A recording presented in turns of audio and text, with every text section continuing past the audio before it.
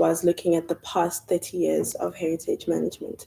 Before we get into our program this morning, we will hear from our CEO and the executive responsible for heritage resource management here at SARA.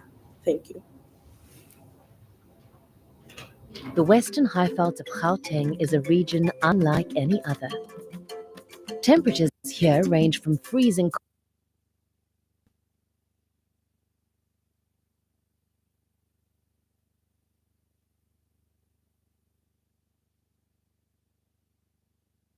A very good morning to everybody. Good morning, distinguished guests, colleagues, valued partners, and the heritage community of South Africa.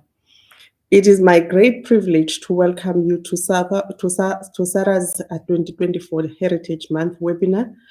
This year's celebrations hold special significance as it coincides with the 30th anniversary of our democracy. 30 years ago, South Africa embarked on a transformative journey, and today we gather not only to celebrate our democracy, but also to reflect on how far we've come in preserving and protecting the rich heritage that defines us as a nation. Heritage is the heartbeat of our identity, and it is fitting that as we mark this milestone, we also pause to reflect on the progress we've made in safeguarding our cultural and historical legacies. Over the next 4 days, we will engage in thought-provoking discussions, hear from experts in the field, and explore new ways to ensure that our heritage continues to inspire and unite us as we look ahead to the future. Today, on day one, we begin with reflections on 30 years of heritage management in South Africa. Over the past 3 decades, we have witnessed remarkable achievements in the preservation of our heritage sites, traditions, and cultural practices. We've also faced challenges, but these have only strengthened our resolve. Our speakers will provide a comprehensive look back, offering insights into the journey we've undertaken to protect and to promote the heritage of all South Africans.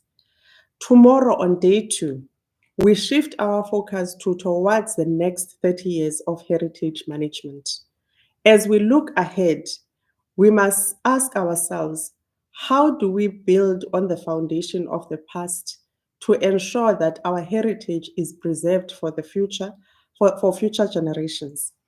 This session will be forward-thinking, exploring innovative strategies and emerging trends in the field of heritage management. It will be an opportunity for us to dream big and plan for a future where heritage is not only safeguarding, but also actively integrated into the lives of all South Africans. On day three, we enter the exciting world of digital cultural heritage. Technology has opened new doors for us, making heritage more accessible than ever before. We will explore the ways in which digital tools are revolutionizing how we interact with and preserve our heritage. From virtual tours of heritage sites to digital archives that can be accessed from anywhere in the world. This session will showcase how we are harnessing technology to ensure that our heritage reaches a global audience. Finally, on day four, we culminated this incredible week with the launch of SARIS 2.0. This is a pivotal moment for us at SARA. The revamped South African Heritage Resources Information System is not only a technological upgrade, it represents a new era in how we manage access and protect our heritage. SARIS 2.0 will be an invaluable tool for researchers, educators, and the general public. It will be available both in person and virtually, ensuring that everyone, no matter where they are, can connect with our heritage resources. This launch symbolizes our commitment to evolving with the times and using the best of modern technology to serve the needs of heritage management in South Africa. As we look to the next 30 years of democracy and heritage management, I am filled with optimism. We have come so far, and yet there is so much more we can achieve as to build a better future. Together, we can ensure that the richness of our culture, history, and traditions continues to thrive, enriching the lives of future generations. Thank you for joining us in this journey. Let us embrace the next 4 days with curiosity, reflection, and a shared vision for the future. May the next 30 years of democracy and heritage be even more remarkable than the last. I thank you. Good morning, colleagues, esteemed guests, and dear friends. This is our fourth Heritage Month webinar week since we started in 2020. And we really are privileged to gather every September for us to look at what we are doing, where we have been, and where we would like to be.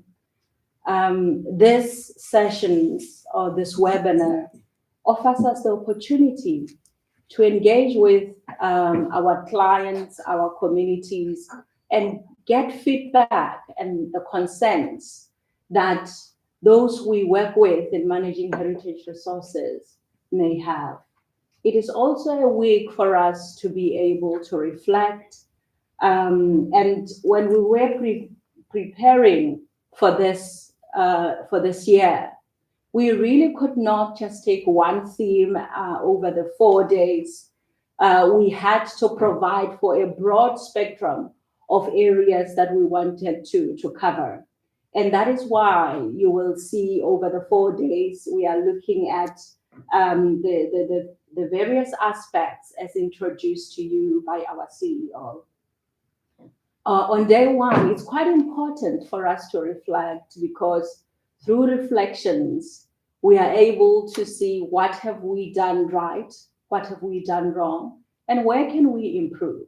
If we could not reflect, then we would not be able to innovate and progress in heritage resources management. So we count on presentations and engagement of today for us to be able to see where we have been for the last 30 years of the South African democracy. About a month ago in May, Sarah hosted the 30 years. And then so in that, some of us were very privileged to have an in-depth engagement of our heritage and why we are a nation that we are. And I wonder sometimes in these reflections, if the young people have time to reflect too. So what is our role as the cultural heritage community in making sure that even within the midst of so much going on, so much information, even the young people, the future of this country, have time to reflect? We cannot just reflect and do nothing. And so on the second day, we are then going to look and get insights and how can we move forward within the next, and we have said next 30 years, which gives us the very, very long-term planning. And we take the insights then from the engagements that will take place tomorrow. And innovation, technology, it's something we cannot leave behind. That is why on the third day, we are looking at digital cultural heritage. What role does technology play within our heritage resources management? The cultural sector was the most hit when we had COVID in 2020. And so how did then technology move us to where we are now? Do we continue to leverage the capability of heritage? most of the sites suffered in terms of the revenue that they were getting, which in effect is not even much. And so have the institutions then managed to leverage the technology as part of moving forward? And these are the questions that I think we must be honest in asking ourselves. How much investment is being made into cultural, digital technologies? On the fourth day, by launching the South African Heritage Resources Information, we call it SARIS 2.0, we will then be able to demonstrate as SARA that our efforts in leveraging heritage, in how we are trying to bring heritage resources management to our communities. And we cannot do it alone because not the breadth of this country has fiber, has access to internet. So when we bring SARIS 2.0, the question is still about accessibility to internet. And maybe then in the 30 years to come, everybody will be able to access internet and help us then to manage and protect our heritage resources. So friends, colleagues, and our fellows, we really are counting on you to come together over these 4 days to engage on heritage resources management issues as open as possible and to give feedback that will help us to move forward. We gather during this week, and often as we do so, one can say, what has happened with the feedback that we have received over the 3 years? It is important for us that we have these conversations. And so as SARA benefit from this engagement, it's really a way of us moving forward. And I'm sure if you look at what SARA has done and progressed over the years, it is because we benefit from this engagement. And so I would like to wish our esteemed panel of speakers a really, really good day with your engagements as the people who are attending this seminar. And so we are privileged, and I would like to thank everybody for making time for this webinar. And happy Heritage Month. Thank you so much. A big thank you to our CEO, Advocate Malchus, as well as our executive, Ms. Nkasi Lesawana. My name is Leomile Mufutsanyana, and I will be directing today's program. And without further ado, as we look towards the next 30 years of heritage management, I would like to introduce my first speaker for the day, which is Dr. Pallav Kumar, who will be presenting on the engineering-based approach to conservation.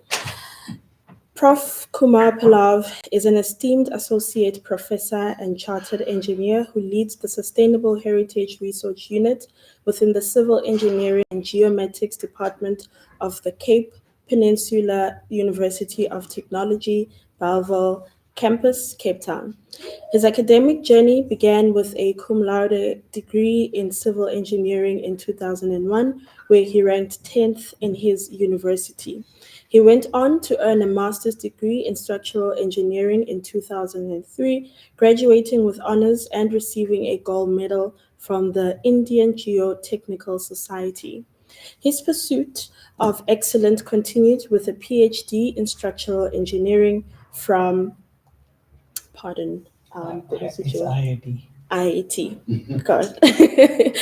As a passionate educator Prof. Palav has delivered over 1,000 hours of teaching across undergraduate and postgraduate courses.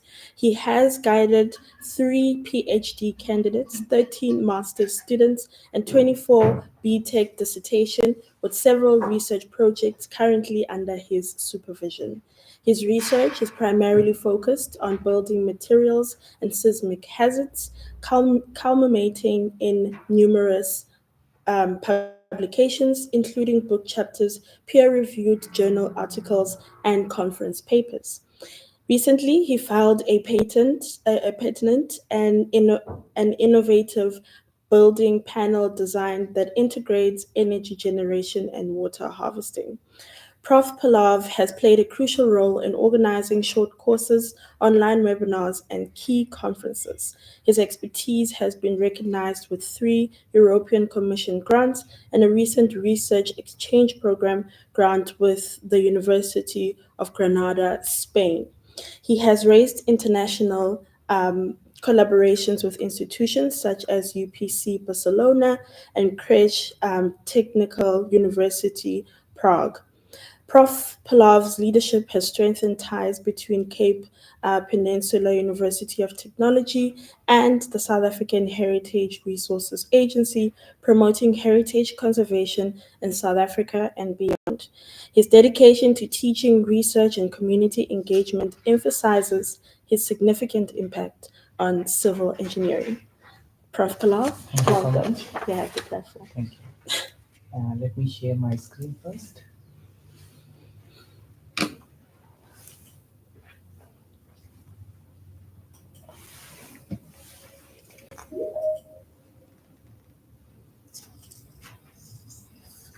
So I hope you can see my screen. Thank you so much for inviting me for this webinar. I think we have initiated since I think 2020 with Sahara along with Ben. Thank you, CEO Sahara, and for inviting and being a partner with CPUT for our heritage journey. I think we started our research on heritage structures. I think Dr. Loke, who was Miss Loke in 2018, and now Dr. Loke, and today also she is going to present on our material research, right? So today I'm focusing on our 30 years for heritage management in South Africa, and it is an engineering-based approach to conservation, and I'm dealing with part one, and Dr. Loke is going to deal with part two. So the outline of my presentation will be like background, motivation, and our sustainable heritage research unit plan for next 30 years. And I'm going to show you one case study which we did for non-parallel manor house part, which will be a part of further investigation in near future and making it more comprehensive as we go in next 30 years. Then we are going to show the results and conclusions for those studies. So, as we all know, I think you are already aware of Sahara's grade 1, grade 2, and grade 3 sites, which are national significance, provincial significance, and local significance. And based on these, we need to take care of these sites in order to show them for the future generations. Further, what motivates us is like if we see the picture on the left, which is Notre Dame in France, which was burned during one fire hazard, and even if you see one Syrian civil war Aleppo heritage site, which is almost demolished during the wars, and even if you see our parliament building, which was like caught fire, and this is a image which we took it from DPWI News 24 site, and even the non-parallel Dal Josephat also caught fire. So looking into all these aspects, engineering needs to be incorporated in order to preserve these sites. And even in such situations, when it is demolished or damaged or due to the environmental impact, we can restore them nicely for our future generation, as these structures generally show a lot of stories uh, of past, so that our future generation must aware of those things. Like as the time passes, if we don't make them aware that what is happening, our future generation doesn't know and felt how we have achieved these milestones during our lifetime. So the motivated structures are always subjected to increased weathering and decay. Natural disaster like climate change, war, fire damage, and human to the problem, and urgent intervention is South African heritage on internationally proven methods. Sorry, it is not forwarding. Yeah. So for next 30 years, we do have a plan, and we have made you can say roadmap. Initially, I will tell you about structural assessment, which is like we need to go for periodic visual inspections, non-destructive testing, like ground ultrasonic pulse velocity and infrared thermography to assess internal condition without damaging the structures, because we can't like damage our structures, or you can't do destructive testing on these important. We can even model them using FEM techniques in order to know what is happening inside these structures using the results from the NV test. So we already in the initial step of this particular analysis.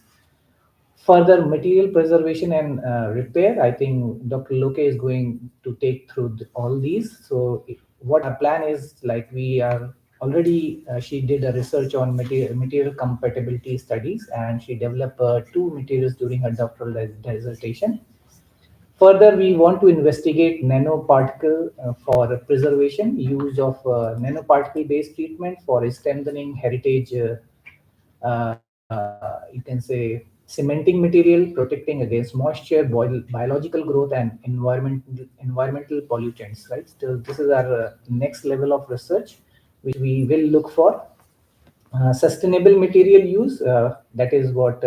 And climate impact. I think Prof. Bongani is working on this with one of our environment is going to impact our heritage site, and how we need to take care of those. So climate adaptation strategies needs to be formed. Passive environmental control, the use of techniques like rainwater, solar shading, and thermal mass strategies to be protected from environmental degradation without altering their historical integrity, and making them energy efficient, right, with the reduce of operating cost while incorporating all these latest technology on the heritage site. Further, risk management and disaster resilience, we need to look for seismic retrofitting. We need to also take care for fire and flood protection of these sites. Digital documentation, create a detailed 3D model and digital archives. I think Dr. Mutala from UCT is already working on this. We go like this, we incorporate the property and we analyze them in the Castle of Good Hope as well as for Robben Island sites. That is our next plan. Technology. We would like to incorporate smart monitoring. Nowadays use sensors and IoT-based system for continuous monitoring of structures, health parameter like moisture level, stress, and vibration, robotics and AI-assisted conservation. I think we already organized one webinar in November last year with Dr. Mayank Mishra, who has given the role of AI in cultural conservation. Reason when travel he is not available, as I have requested him to give one talk on this. So we are in progress of using artificial intelligence in conservation road. Documentation and research, that is what we do now. We try to regular updates our you can say knowledge in order to world knowledge scenario, keep detailed records of all intervention, assessment, and repair work. That is what we at in South Africa, that we need to document all these records. Even whatever we are now, we will try to establish a material museum in which we are in process basically to preserve all these heritage material, and even the material which we are going to develop, we will be putting their recipe on that museum, so that in near future, wherever you want to use that one for conservation, you can use similar type of material in order to treat them, these structures. Further research on traditional and modern techniques, like we will be seeing what our ancestors are doing to preserve these structures, and even we want to integrate them with the latest technology what we are using right now. So integration of our traditional as well as, you can say, modern approach needs to be integrated in today's scenario. Further sustainable management and maintenance, so preservation maintenance program needs to be established. Capacity, like we are trying to start, you can say, a training program, that what needs to be done in order to sites. Then even community engagement involved local community in the conservation process, ensuring that they understand the significance and can help in preservation and monitoring of the site. Because if we take our local community into our program, that will definitely help us, that they will give more value to these sites once they are involved in this. So I'm going to quickly show you a study of non-parallel manure, which is performed by one of our master student, Mr. Rayan. And if you see, this is manure, non-parallel manure house, front gable. And if you see on the left side of this, it is completely complete in its form, but after fire you can see the effect of this building. The entire roof was burned in that fire, and this gable is now open and without any load. So we did like non-destructive testing on that particular site, and we also went for laboratory testing in order to correlate them. So in order to get the correlation between the site as well as lab values, and to map the compressive strength of that wall. So that this is what one sample we took almost 7 there on the site, and we try to correlate rebound hammer value along with the laboratory compressive strength value, and that value is used while mapping the compressive strength of the wall. So this is the compressive strength against cracking, which you can see on the wall. So these are the points which you see on the left to right side of the panel. And if you see, the maximum value which we obtain is close to 11 megapascal, which is on the center of the wall. And the minimum value of blue color, which you can see, is a minimum value of this compressive strength. So this gives a fair idea that which part of the wall is by this study, and then we can operate our intervention program to those section of the structures where the repair work needs to be done. We did a UPV test in order to get its mechanical property, like Young's modulus and Poisson's ratio, and these are all standard tests that we can do on these structure in order to know these material values. So we also plotted the Poisson's ratio, and we also showed the variation of it, right? We also plotted the Young's modulus variation. These value will help us in numerical modeling of this wall. And then we also try to measure the width as well as depth of the crack of this wall. So if you see, these are the locations from CD1 to 11, 12, and in all those locations, the width has been shown. And then later on, we also measured the depth of the cracks. So the maximum crack depth which got from the site is around 622 mm, right? And the minimum is of like 12 mm. So we can use all these NDT testers and we can get in detail, you can say values of parameters, and we can treat them and restore them with the engineering techniques. So this is again, along with the cracks, we have shown the compressive strength.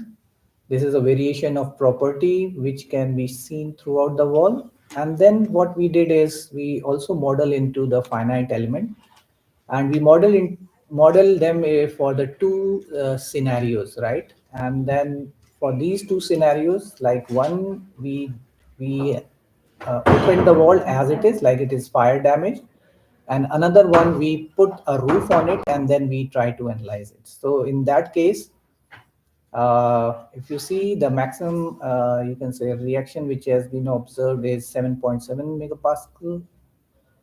So we first try to make the model accurate. You can say static equilibrium calculation, and then the values from the simulation we got almost 98.99% in case of fire damage wall for the gravity load, and then reconstructed masonry, like we reconstructed them and we try to see what happens to the structures. So this is a stress distribution, and if you see the stress distribution, which is around 1.2 stress distribution across the wall.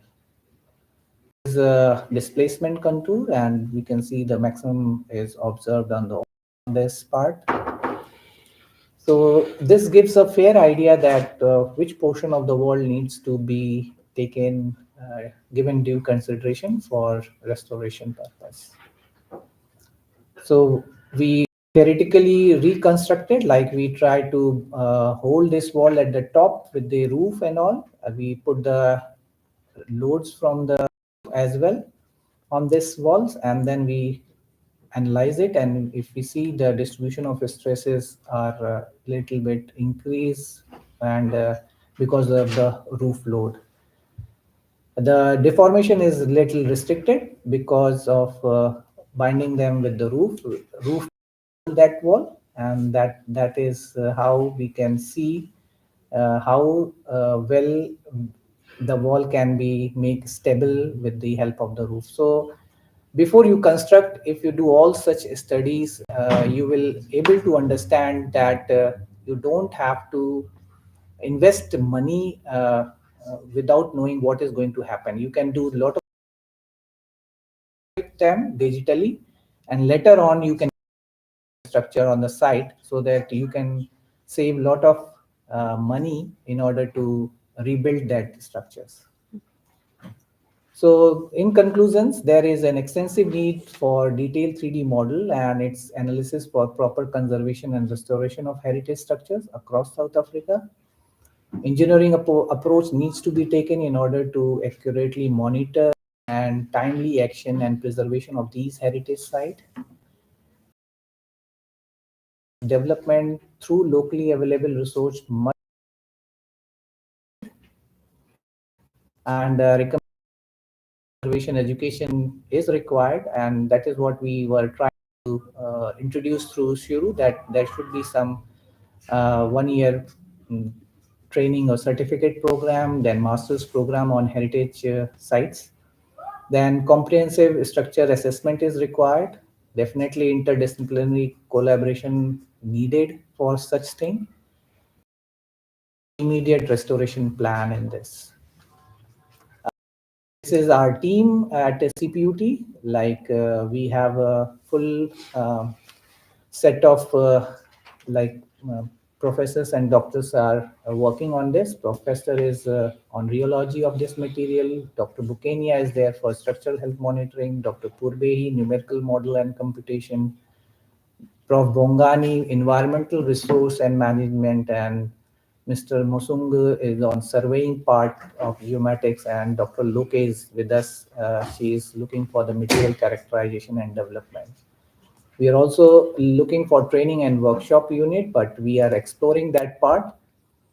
And we will also looking for community outreach like project based funded internship program, that is like facility and participation in sustainable heritage initiative, develop partnership with local community and stakeholder, and organize events, exhibitions and cultural festival to raise awareness and promote community ownership. So these are the some program which we are looking for next 30 years.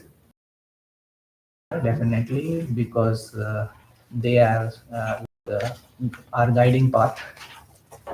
And we acknowledge Sahara. We also acknowledge Castle of Good Hope. And also thanks to Prof. Coltron from University of Granada, Spain, Dr. Mayan from University of Minho, Portugal, CETA for funding, and then non-panel site manager for general assistant and access to the site. Thank you. I will just end this talk with one quote. Preserving the past is not just about, but about safeguarding the stories, the memories, and the essence of who we are as a civilization. Thank you. Thank you so much. Thank you very much, Dr. Palav. That was quite an insightful presentation. Please feel free, audience, to put all your questions and comments in the comments section, and I will get to them as soon as I am given the platform to Dr. Loke. So the two presentations are joint, as Dr. Palav had explained. And so without further ado, Dr. Loke is a qualified general engineer, technologist holding a doctoral degree in civil engineering. She's a researcher at the Cape Peninsula University of Technology under the Sustainable Heritage Resource Unit, with research expertise in the field of heritage, structural, and materials engineering, with key focus on preserving and understanding historical constructions and ensuring their longevity. Her doctoral research work focused on sustainable, compatible restoration of the Castle of Good Hope and Robben Island building precincts mortars, as well as part of introducing research work that solves real-life societal problems. Dr. Loke has initiated an ongoing collaboration with CPUT and the Department of Sports, Arts and Culture through SARA, whereby some of her contributions involve participation in the Robben Island Museum Strategic Resource Agenda. She's an academic published author of a number of research papers with a key focus on the sustainable restoration of heritage structures. Her research work has gained international recognition and was awarded research grant by the African World Heritage Fund. Dr. Loke's work experience include construction of supervision of various civil engineering projects, including the construction material analysis, water, sanitation, and roadworks. Dr. Loke has a burning desire to empower young upcoming engineers, scientists, researchers, and technologists by offering a voluntary mentoring to several students of Cape Town, CPUT, and from Le Rotodi Polytech. Welcome, Dr. Loke. Thank you. You have the Thank you so platform. much. Good morning, colleagues. Thank you so much, Sarah, for this opportunity. I would really like to appreciate this moment given to us. It's such an honor to serve our country in terms of heritage conservation. I'll just share my slides and get into my presentation.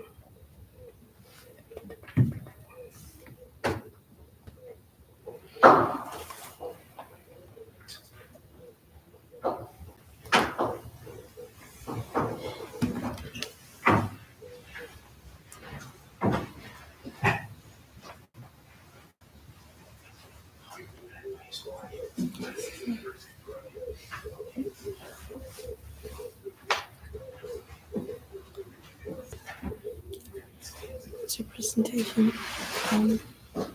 Data.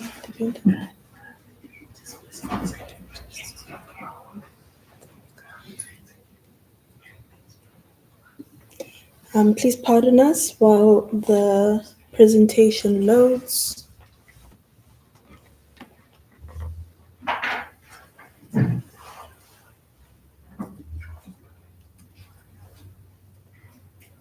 Perhaps you can start. While the presentation is still loading, I'll do a quick intro. Thank you, Mem Futsanyane, for that introduction. As Mem Futsanyane has mentioned in my short bio, I'm a researcher under the Sustainable Heritage. Sorry, it looks like it's loaded now. Right, thank you. I'm a researcher under the Sustainable Heritage Research Unit, which is a unit at CPUT under the Faculty of Engineering and Built Environment under the Department of Civil Engineering and Geomatics. We registered this unit, was it last year, Prof, or this year? But shortly after our relationship with Sarah. So we are grateful for this partnership. So this will be the content of my presentation.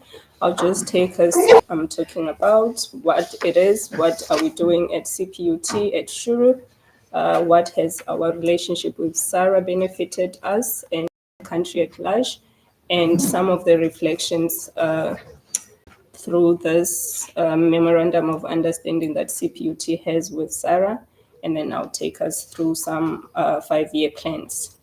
Prof has already mentioned a few, but I'll just go into detail. So basically, the reason we ended up saying, okay, there's heritage management, there's heritage conservation, but are we saying anything about the based conservation was because, as we all know, heritage buildings, due to their age, they undergo several structural deterioration. Most of them are old, or environmental degradation, and some effects on global change, which is global climate change. Some of the recent occurrences would be man-made disasters. There's been several fire occasions in some of, as we all know, there was fire at the National Assembly. Recently, there was fire on the section of on the wall at the castle caused by the home. So such things, one asks themselves what happens in such cases.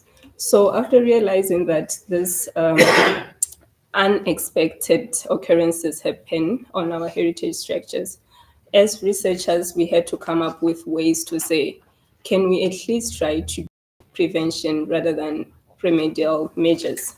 So I'll take us through how we thought this would work. So basically, like I have explained, conservation.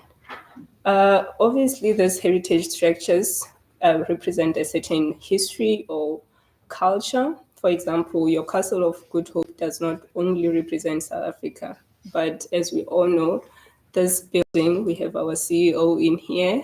He knows the history more than I do. But it was built back in the 1600s, and it was built in stages. The Dutch contributed to the construction of this building. Also, some French also were part of this.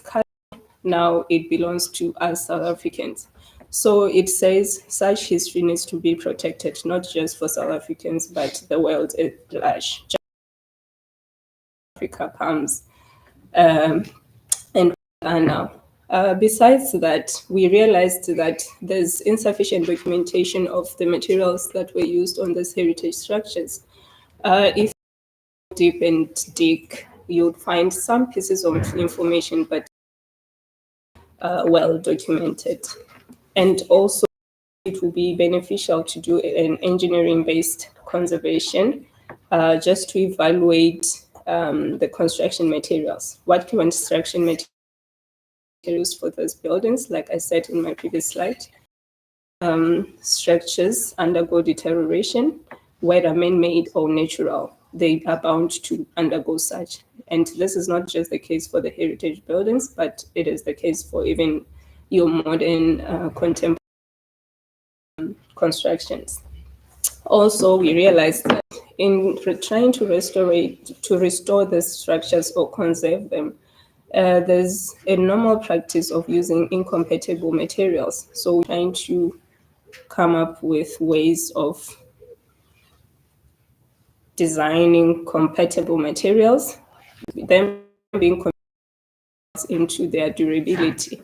So in so doing, the design of compatible materials will lead us to longevity on these structures, which will eventually lead to economic sustainability. Economic sustainability. Wait, I think you log out. Share again. Sorry, it looks like I got kicked out. I'll just rejoin quickly and share my screen. Apologies for that.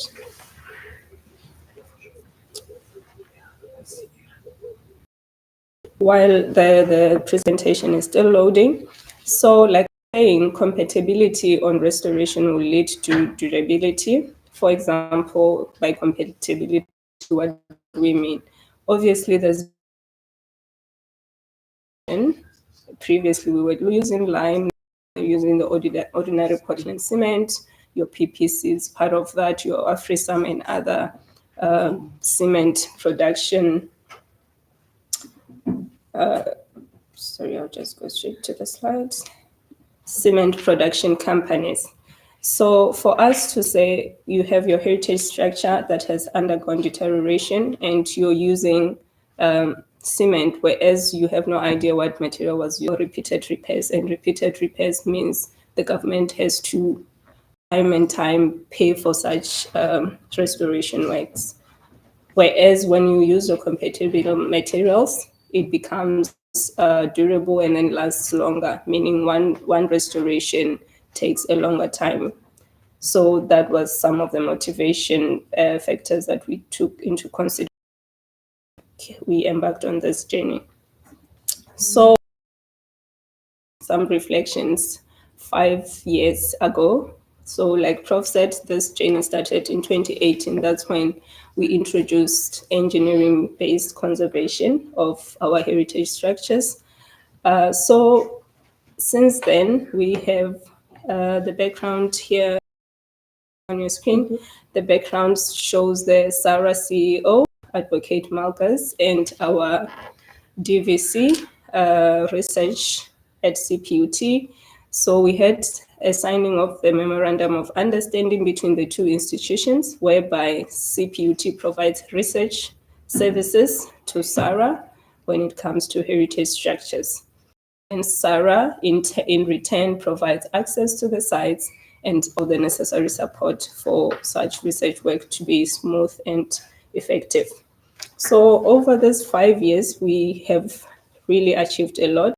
We didn't know it would take shape this way. Ben would be the witness. We were just brainstorming and bringing ideas until execution, and it has really been a very productive partnership. So far, we have one doctoral degree partnership who's presenting to you today. So the doctoral graduate, we have that. We have had a number of master's degrees who have graduated from this partnership. When I say from this partnership, I mean Sarah was involved from day one of the research. They would provide access to the site. They will provide all the support if there's any ethics and everything. So that has been helpful. Like I said, the Sustainable Heritage Research Unit at CPUT was part of this, came as a product of this partnership.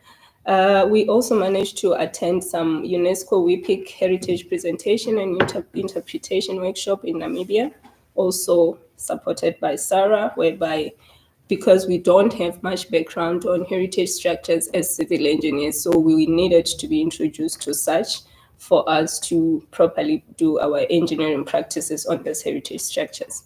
In addition to that, we have attended twice, representing South Africa, the Structural Analysis of Historical Constructions Conference in 2021, Barcelona. It was online because of COVID.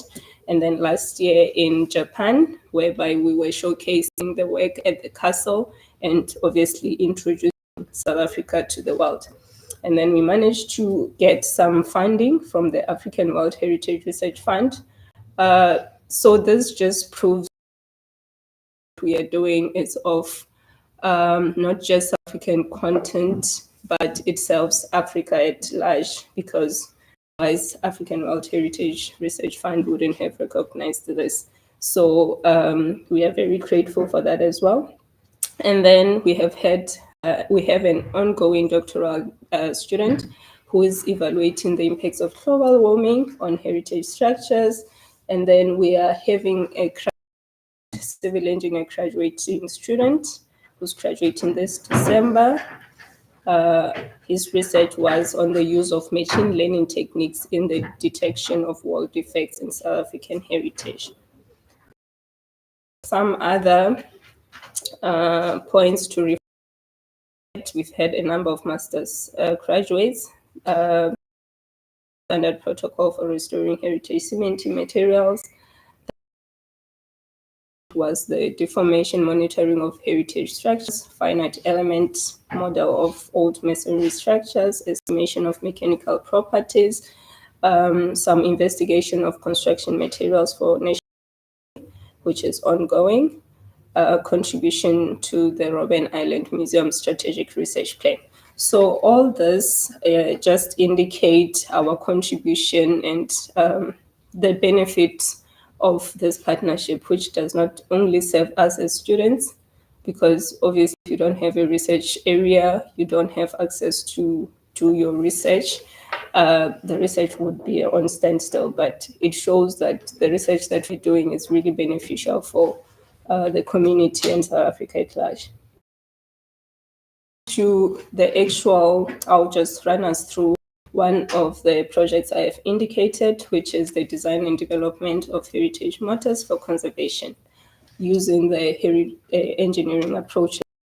So what we did in this research was we realized that there are some challenges when it comes to the development of historic mortars for conservation purposes, because there's undefined or undocumented procedure, like I've said. One does not know how to go about such design and development of such mortars. But again, if they don't know how to do normal concrete or your normal mortar, which uses sand and cement, I'll go into details later.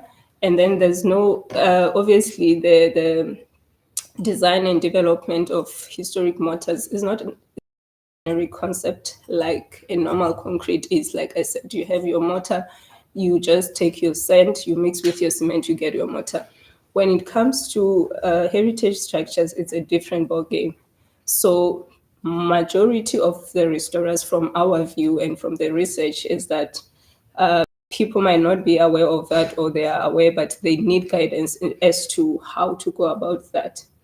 When it comes to heritage mortars, we realized that function and performance requirements are very important. Your mortar, what is it going to function on your structure? How are you expecting it to perform? Such properties will help you to determine the correct and the suitable restoration.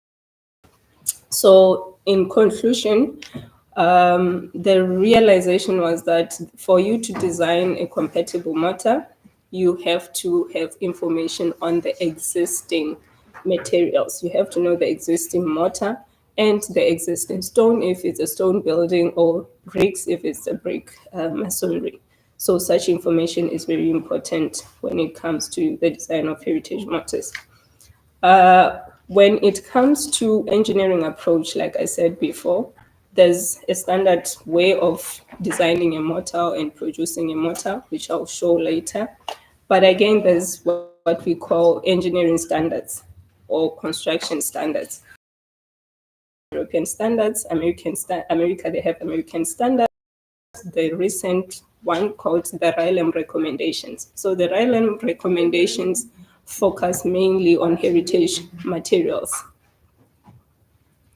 And then we have our very own, which is national standards, or your South African Bureau of Standards. So under your South African Bureau of Standards, when we did our research to see, do these standards speak to heritage structures? The answer was not really. So this is part of why we did this research, to address that deficiency on our South African national standards, to say they speak to modern constructions, but not so much on heritage structures. So I'll just quickly show us this process that when you are designing what we call a concrete mix or a mortar. So on the black blocks, it's a normal way of designing a mortar. You have your set or your required performance. You say, I want my mortar to have this much strength. And then you go to site, you material, you say, I want this type of sand, Marmalsbury sand. I want this type of cement. I want a 35 MPa cement, or design and adjust the composition. Verifications, and then you have your mortar. This procedure that's common and that's used on new buildings is not the same for heritage materials. There's a very huge change in terms of how you would end up saying these are the components of what I want. When it comes to heritage materials, like I said before, you have to first perform the characterization of the original materials, whereby you'll say what was used on this structure, why was it used, what are the properties of this material, what are the physical properties, what are the chemical properties, what are the mineralogical properties, and the mechanical properties. Why is that important? Is for you to know which materials to use, it has to match, the properties have to match. But if they don't match, because we understand if a building is 350 years old, it is highly unlikely that some of the materials that were used on that structure still exist or are still being used now, which will be the case for the new structures now. We expect them in 200 years' time from now, due to changes, evolution, new developments, innovations. Such materials won't be used 200 years to come. So this study is trying to also address that, to say, if on this structure, because we'll need it in 200 years time to come. So that's basically that. So in this research, what we did is we had a compatible heritage mortar. You have to characterize the original material. So we did that. We sampled some. We obviously applied for a permit, got a permit for the Castle of Good Hope with the help of our dear CEO and Mr. Masinga. And then we got a permit to sample. Obviously, when you sample, you take as little as possible because you don't want to cause destruction on the building. And then we collect from both Robben Island buildings and from the, we did what we call aesthetic and physical properties. How does this mortar look color-wise, the texture of this mortar, and so on and so forth. And then we did some chemical and mineralogical properties. So, like I said, this characterization, some of it was done in Spain, which is our partner university, Canada. So on that point, I just want to add that, that the process of designing heritage mortars, from our experience, is that it's not a one-man show. It needs expertise. I had to speak with historians. I had to speak with archaeologists. I had to speak with geologists, because it's a teamwork effort. So that's one of the reasons we had to involve experts from Spain to say, okay, you guys have a lot of heritage structures. How do you design their mortars, and so on and so forth. After obtaining the results of the original raw materials sampled from our case studies, we continued now to say what materials will match properties with these ones. Obviously, we properties that I just mentioned. Now, our findings were very interesting. We would find out that they didn't use the commercial sand that we use nowadays. They used sea sand. Then that was our first solution, meaning when you restore the structure, you won't need to buy sand. You have to apply to just get sent from the beach. But there are also obviously some tests that you have to do and some treatment on such sand. And then when it comes to the binder, our observation was no, they didn't use cement. They used a type of binder that's called hydraulic lime. But again, where do you find hydraulic lime in Cape Town? Nowhere. So our search led us to Cape Lime, which produces hydrated lime. So we had to use sea sand, hydrated lime, and some bits of seashells. What materials they had with something that's way out of what they used, then we'll have serious problems. And then we had to go further now to say, okay, we found this raw materials. Let's test this raw materials for compatibility. We mixed our concrete, and then after mixing our concrete, we had our building and plaster lime, which is hydrated lime. You had sand from Sea Point beachfront. We had our seashells crushed in proper sizes. But again, such designs, you don't just do one design, you do a number and then select the best. So we had a total of 8 mortars with different proportions. We had mortars that were made of 1:1. You will play around with our seashells, play around with their sizes, crush them finely crushed, not too finely crushed. And then we ended up with a proper mix of 1:3, which is your one, that is your binder, which is your lime, hydrated lime, is to 3 parts of sea sand. So this was just a process that we did to design our mortars and produce them. Thereafter, for you to now say this is the perfect mortar, like I said, compatibility goes with physical compatibility, mineralogical compatibility, chemical compatibility, and also if you expose your mortar to extreme conditions, will it survive? So those are some of the conditions that we had to check. We had to see, because both our structures would be or are already exposed to sea salt, sea spray. So salt crystallization was part of the test that was very necessary to do, to say, out of these 8 or 9 mortars that we have produced, which mortar will come out the best and not crumble under if it's exposed to too much salty water. That was part of the test. And also, yes, in Cape Town, we don't experience extremely cold conditions where you go to your -5. But with the changes in global warming, we don't even know now when our summer starts, when our winter ends. It's just a mess. So we have to prepare already to say what happens in future when now we experience extreme temperatures, extremely freezing and extremely hot. What happens then? Then we did a test that's called freeze thaw test. We had to expose our mortars into extremely hot and extremely cold temperatures within a certain number of cycles. So these were some of the findings. I'll just run through them.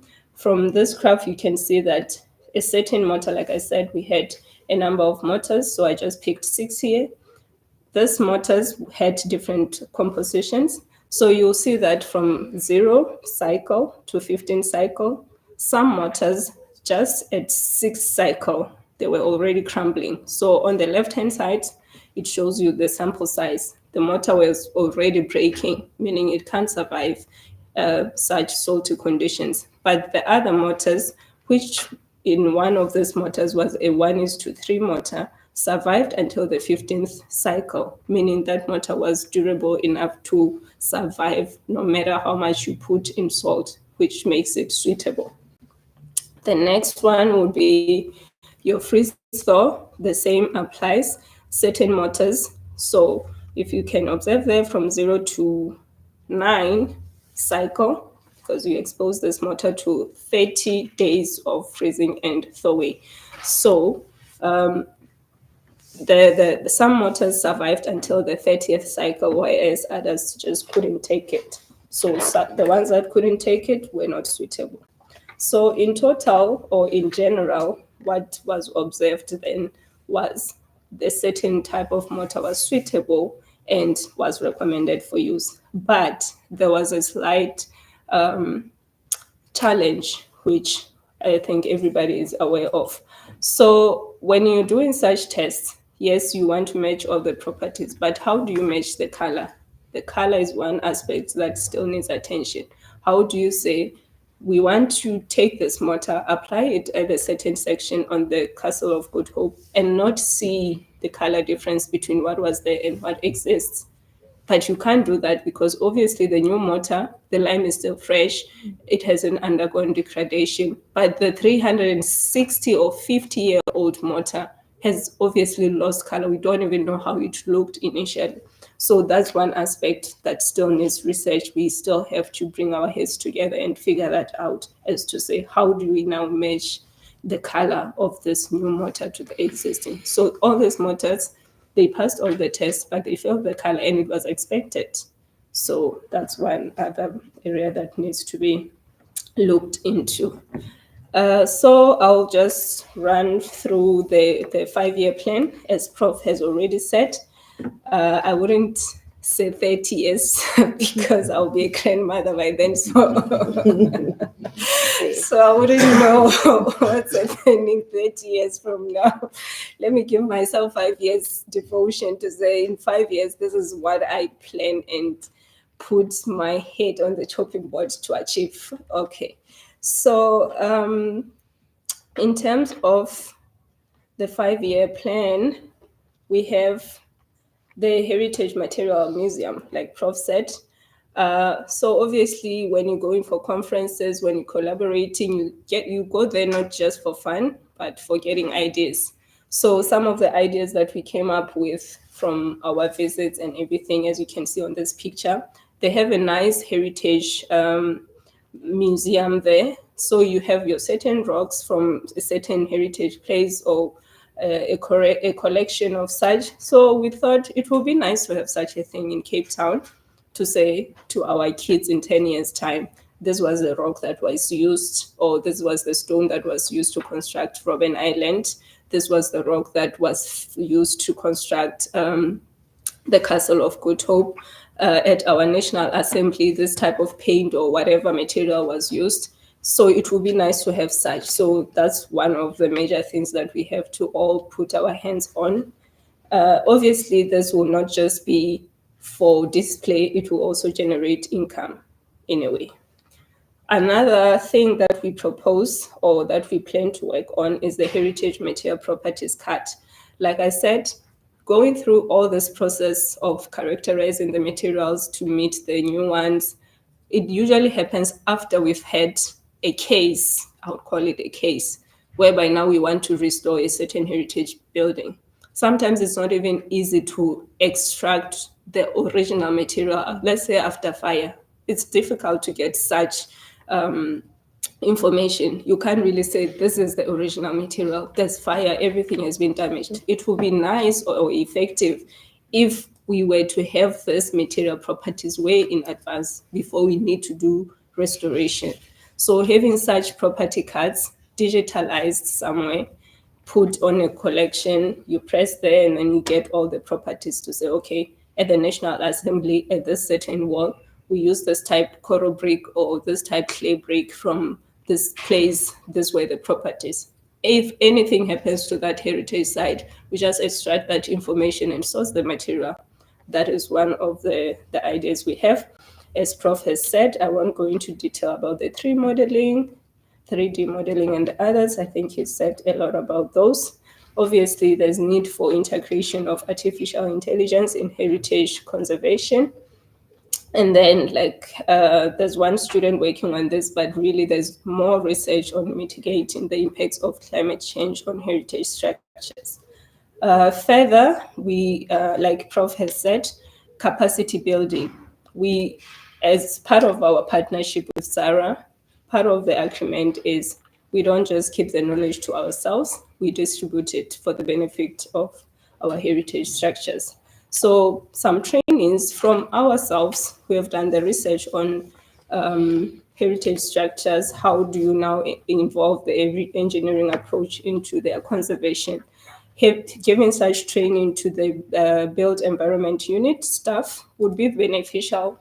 In what way? When they are assessing or they are evaluating the permits for offering the conservation projects, it will be beneficial to know what exactly matters in terms of construction when such activities have to be done on heritage structures. And that will go hand in hand with some quarterly webinars for the bigger public. If people want to be engaged in this, we are planning to have such webinar sessions. And then the most important one will be the recommendations and some drafting of a national heritage conservation standard. Like I said, the South African National Standards has little to zero information when it comes to conservation of heritage materials or heritage structures. Now, this is a very big one. We now chipping into legislation but it is necessary. Somebody has to start it. So that's part of our 5-year plan.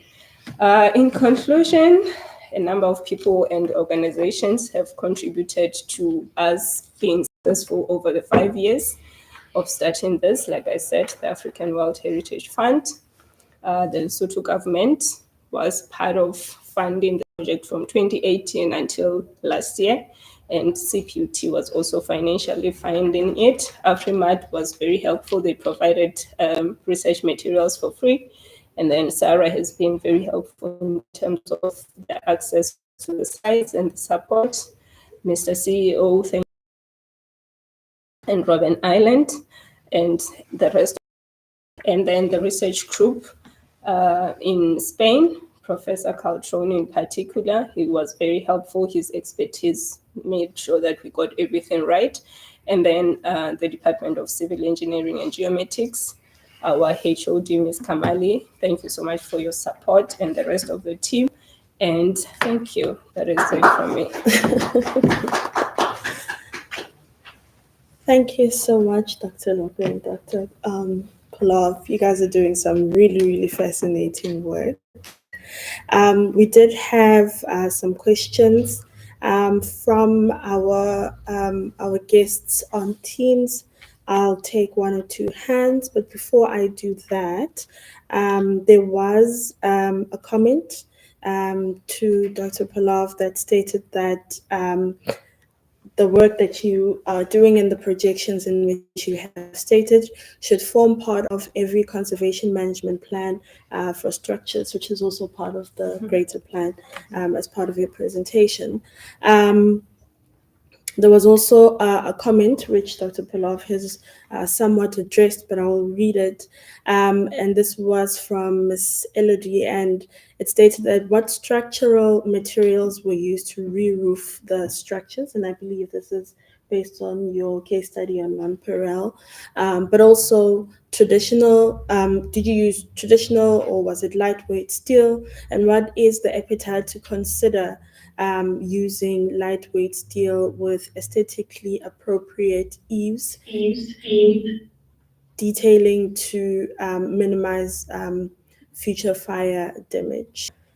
Could you please elaborate on the answer that? Yes, I think I've already written in the chat box, but for the simulation purpose, definitely we took the similar load, the one which was earlier there.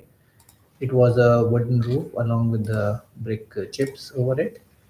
And yes, for the near future, if we want to go for restoration, as I saw some of the restoration work in Netherlands, where they have completely changed the rooftop of that structures as well as the wall with the steel one.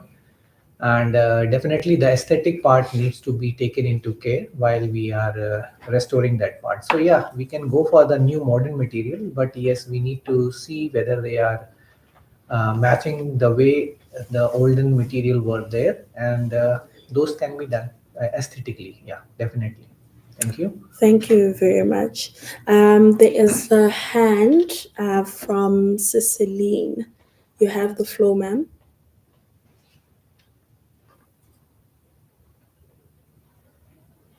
Ceciline, are you able to hear us? Thank you, ma'am, and thank you to the.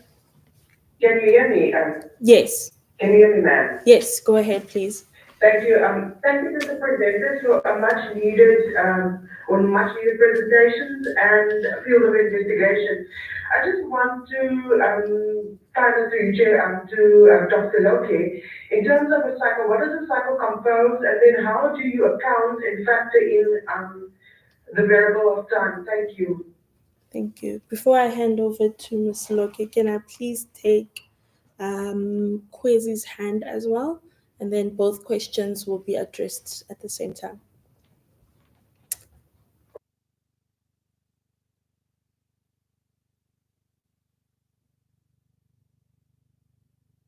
And I think this is a very groundbreaking end to heritage engineering.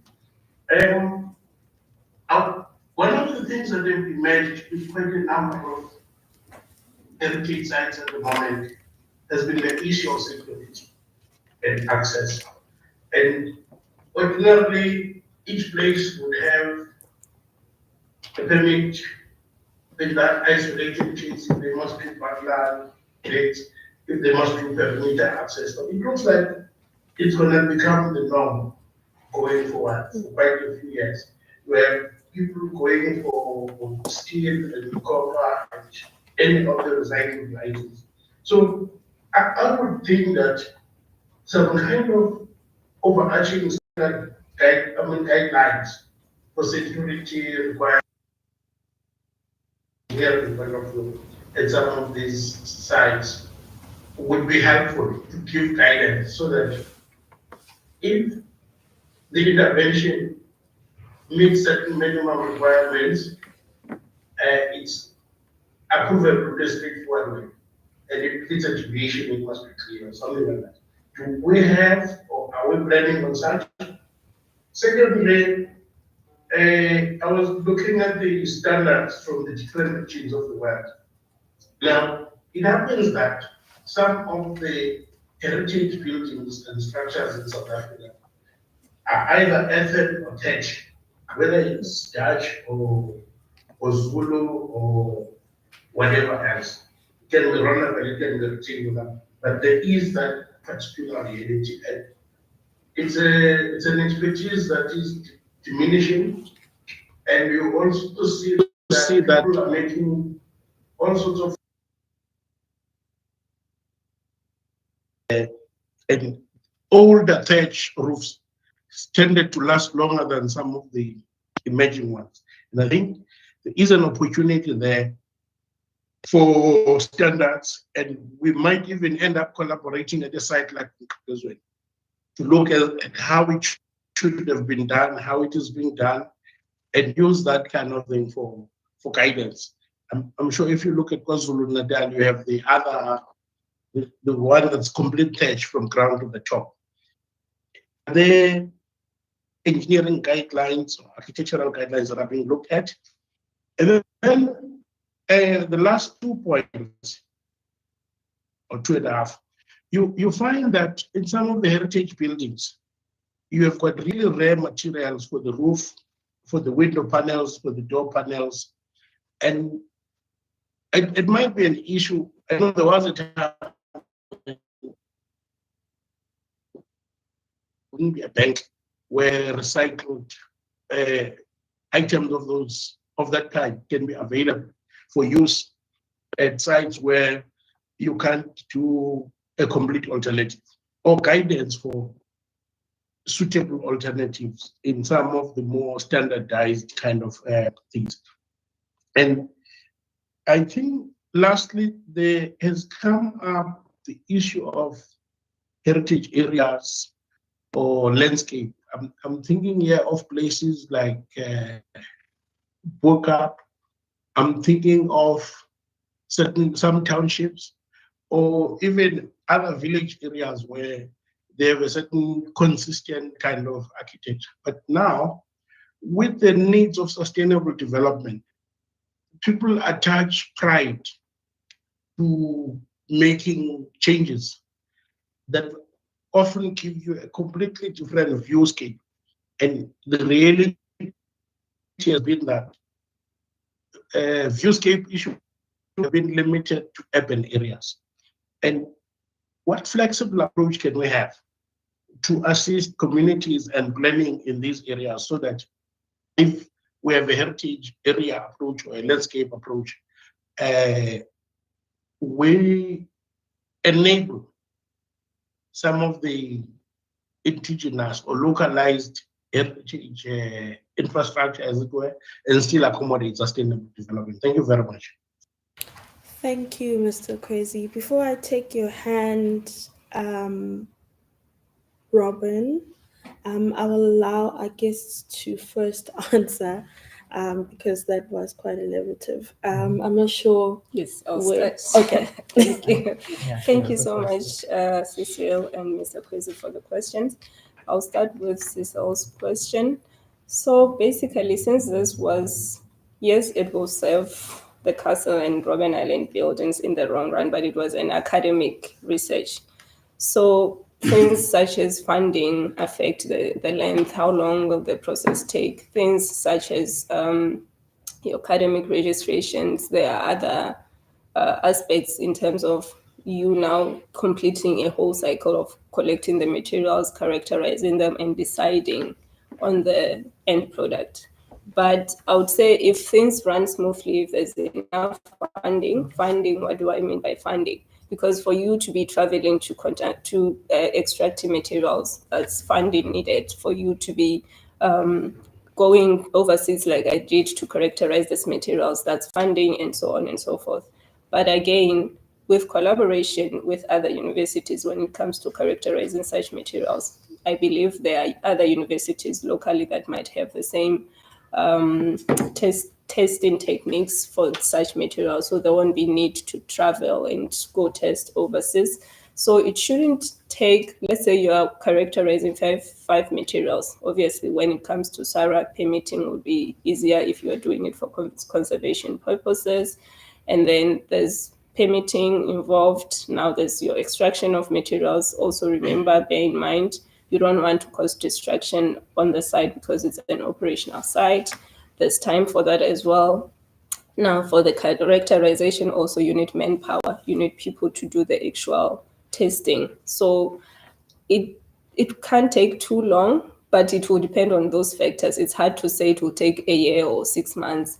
But my proposal or the plan that we have of having these materials characterized even before conservation is required would say you just go to the archive and then you have the materials, you continue with the plan. So characterizing way and in advance and having such information at hand would be a better option, in my view, in our view. Unless, Prof, if you want to add something. Yeah, means I just want to add in that Thank you. we are in process of creating such a catalog of materials, and even means we are in process. I think Ben knows that to create such a material museum where you have all the material recipes, right, for each of the sites in South Africa. We are targeting now like Western Province, and then slowly we will be developing for other regions. But yes, funding is a challenge, definitely. And yes, with the small funding, what Dr. Lok has done is at least for the two sites and for the specific locations in the castle as well as Robben Island, we have developed materials for those sites. So that can be used if there is some restoration work is there. Yeah, that is what I want to add in that. Thank you, Prof.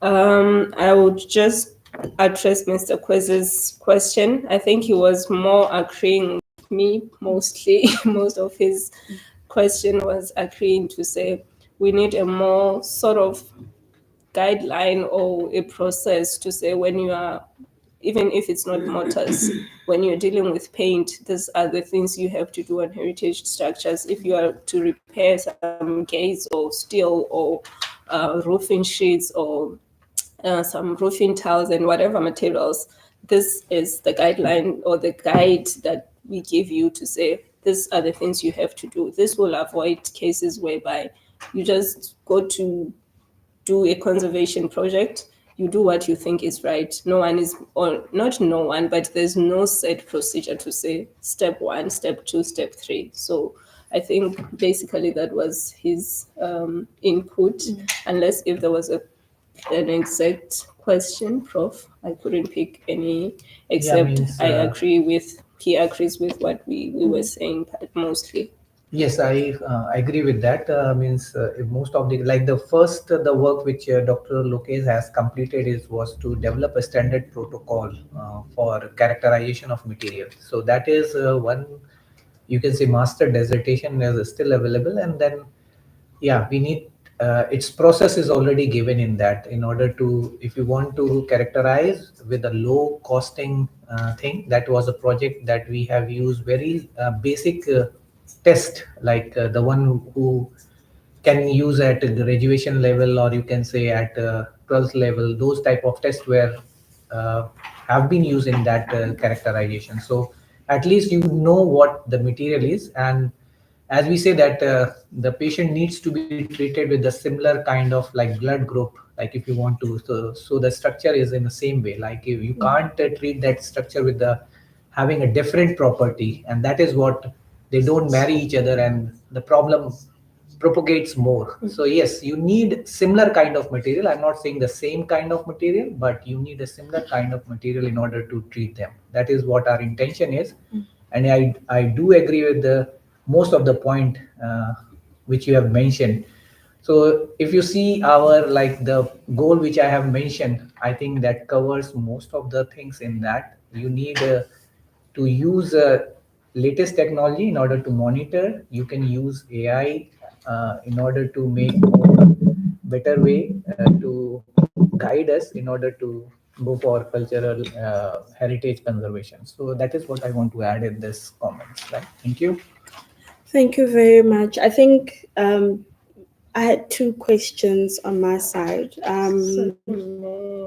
Before, just I see there's a comment here from Mr. Masinga. He's asking how feasible is it to apply engineering-based methods or to conservation of these buildings and methods. Indigenous building. Yes. One important thing that I think I didn't press hard on when in my presentation would be, you could have a proper mortar like we do now, but if you don't have the correct skill to apply that mortar, that's now a problem. Yeah. You have the perfect stones, you have sourced the perfect stone. If you don't have a perfect bricklayer to lay that brick, it won't serve a purpose. So having to go into what were the methods then that were used to construct these buildings is it's one of the things that we also have to look into. So that also needs attention to say, okay, we've got our mortars. Were they using pointing? How were they placing this mortar? Was it raised pointing? Yes, no. Was it your normal pointing? Yes, no. So such things also say to you, yeah, your mortar is good, but who's going to apply it? How are they going to apply it? Is it going to work if it's applied by for example, a modern somebody who does pointing on your structure, who has no clue as to what were the traditional methods?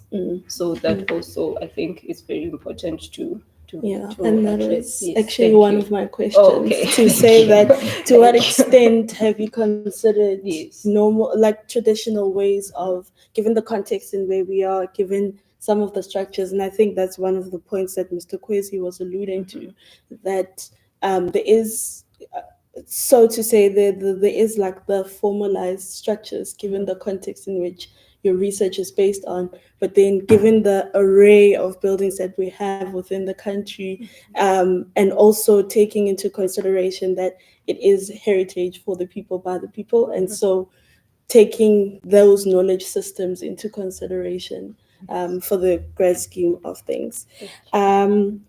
Robin, you had your hand up, but I see it has been lowered. Are you covered, or would you still like to have a say? Thank you, Leomile, and thank you to Dr. Loke as well as Prof. Palab. It's just more of a comment, and I wanted to make it, and I just wanted to say the work that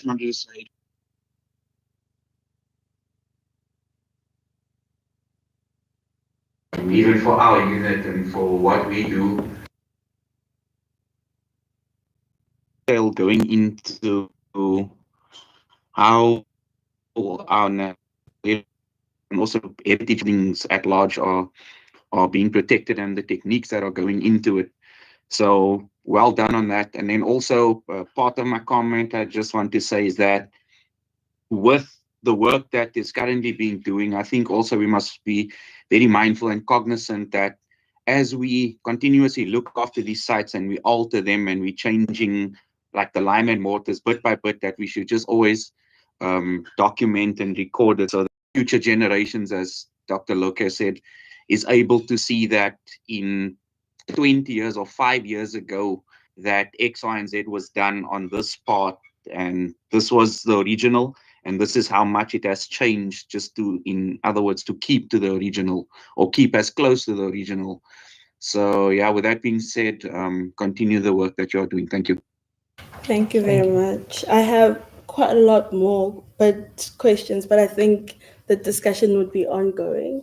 And I think a part of the proposal, also given the agreement that you have with Sarah, would be perhaps maybe having more of these sessions, Right. And not just with Sarah colleagues, but extending it out to other heritage authorities, primarily those that deal with structures as part of their primary mandates. And this refers to our PRAs, etc., because I think they would benefit from this conversation, but in turn, it would also benefit as well as part of your research, particularly because you mentioned the aspect of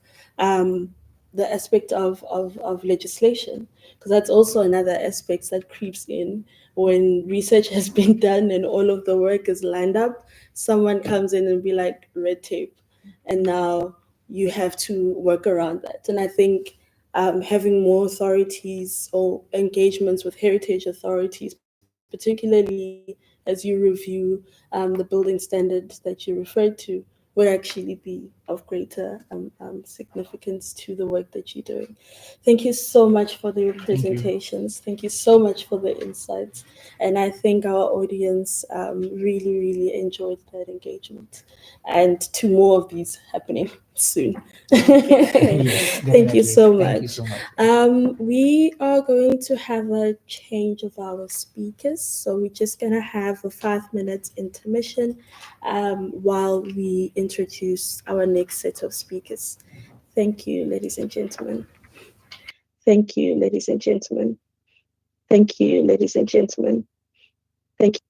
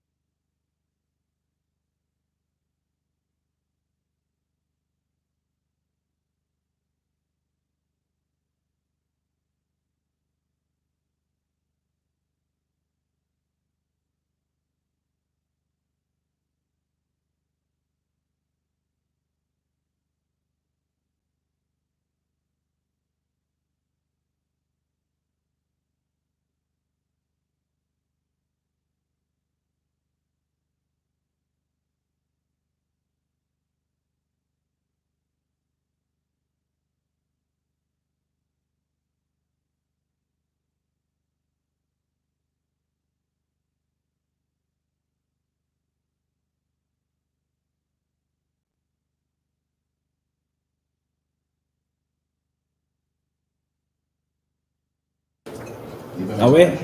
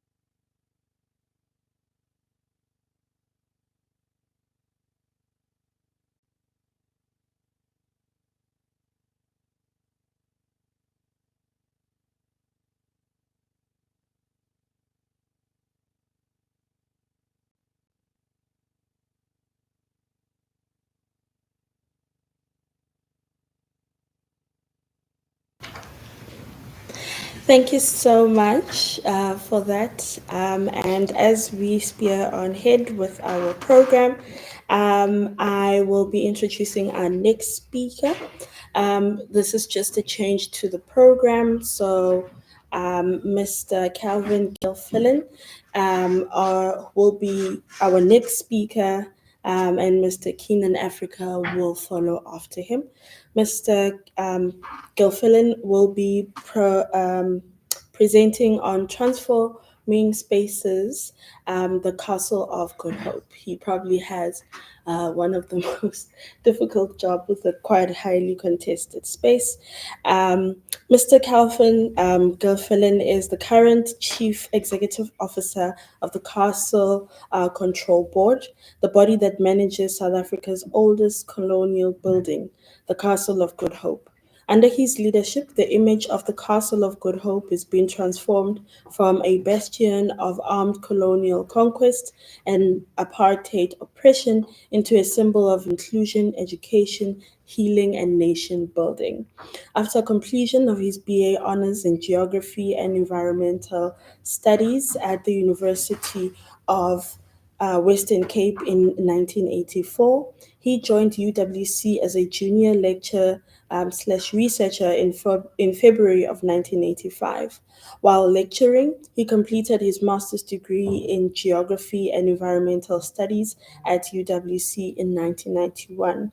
His full research thesis is titled The Socio-Economic, Cultural, and Morphological Impact of Tourism on Historic Mission Stations in the Western Cape, Genadendal, Elam, Wuppertal. In 2000, he left UWC to take up a challenging but rewarding post as Director of Tourism Development in Mpumalanga Province. After that, he joined the Western Cape Destination Marketing Organization as Executive Manager, then as a Chief Executive thereafter. Um, Mr. Gelfinen is very active in the social movement in his hometown of Paarl and has served in various capacities on an array of community based and civic organizations. Besides, besides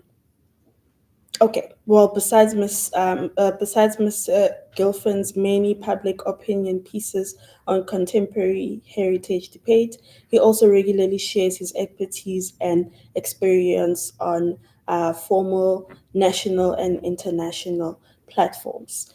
Mr. Gilfin, you have the platform. Thank you for that kind introduction, Lady Chair.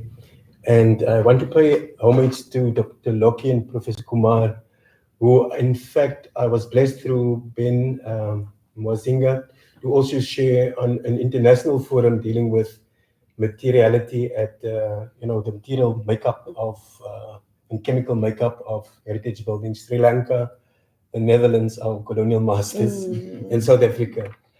So that by way of introduction. Secondly, I need to say that when I started this journey in 2013, the people who greeted me and welcomed me at the very castle was, in fact, the World Heritage Environment unit of SARA. Under Gregory Ontonge, he was the only board member who welcomed me on the 15th of April 2013 when I took on this journey, as you charted out as a challenging journey. But I'm here, I'm surviving, Yes. and I'm still going strong. And then the third introductory point is we work with an organization called the Black Archives in the Netherlands, in Amsterdam, on various progressive and radical and revolutionary heritage practices. But I need to say that it's the first time that this black body is in this archive. And so this is also an historic occasion for me because this was one of the institutions with the castle and other places that unwelcomed black bodies. Unwelcomed as a verb, as an active verb, like enslaved, unwelcomed. So thanks for welcoming me. Even if it sounds like an introduction. And the last point then, it is 911. So what we do is not de-linked from the global political, socioeconomic struggles in a highly unequal world, where 1% of the population owns 80% of the wealth. And then every day I have to answer visitors, what are you doing with your squatters outside of the castle? Just for some context, where I'm going with this discussion. I only have 4 content slides, and then I will take you on a rather visual journey of when I started in 2013 and where we are now in terms of this topic that I think Ben rightly has chosen, transforming heritage spaces, the Castle of Good Hope. But it can be anywhere. But I think for the uninitiated, and I see there's about 40 people online, the Castle of Good Hope was built in 1666 when Van Riebeeck, the first and original commander, governor of the Cape, the castle on the Grand Parade when Nelson Mandela was released from, crumbled, and they had to build this castle. So there are many firsts for this castle, but the first one is that it's been the first formal official seat of government.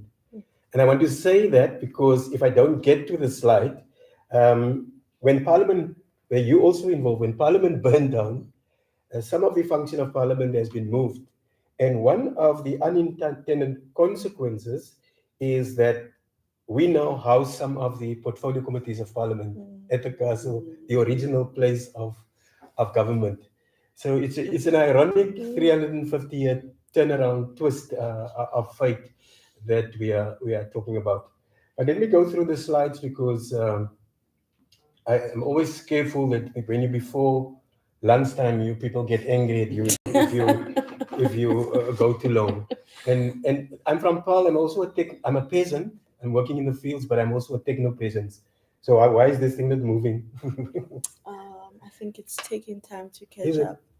So Dr. Loke also had a similar slight issue. problem. So I think you can.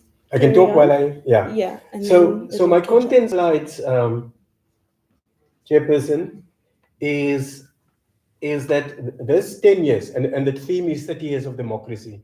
I can't claim the first 20 years because I wasn't there. Not that I'm not part of this heritage transformation drive, but the first 10 years or this last 10 years of heritage transformation has been a very interesting journey, and a journey that no one could take up lightly.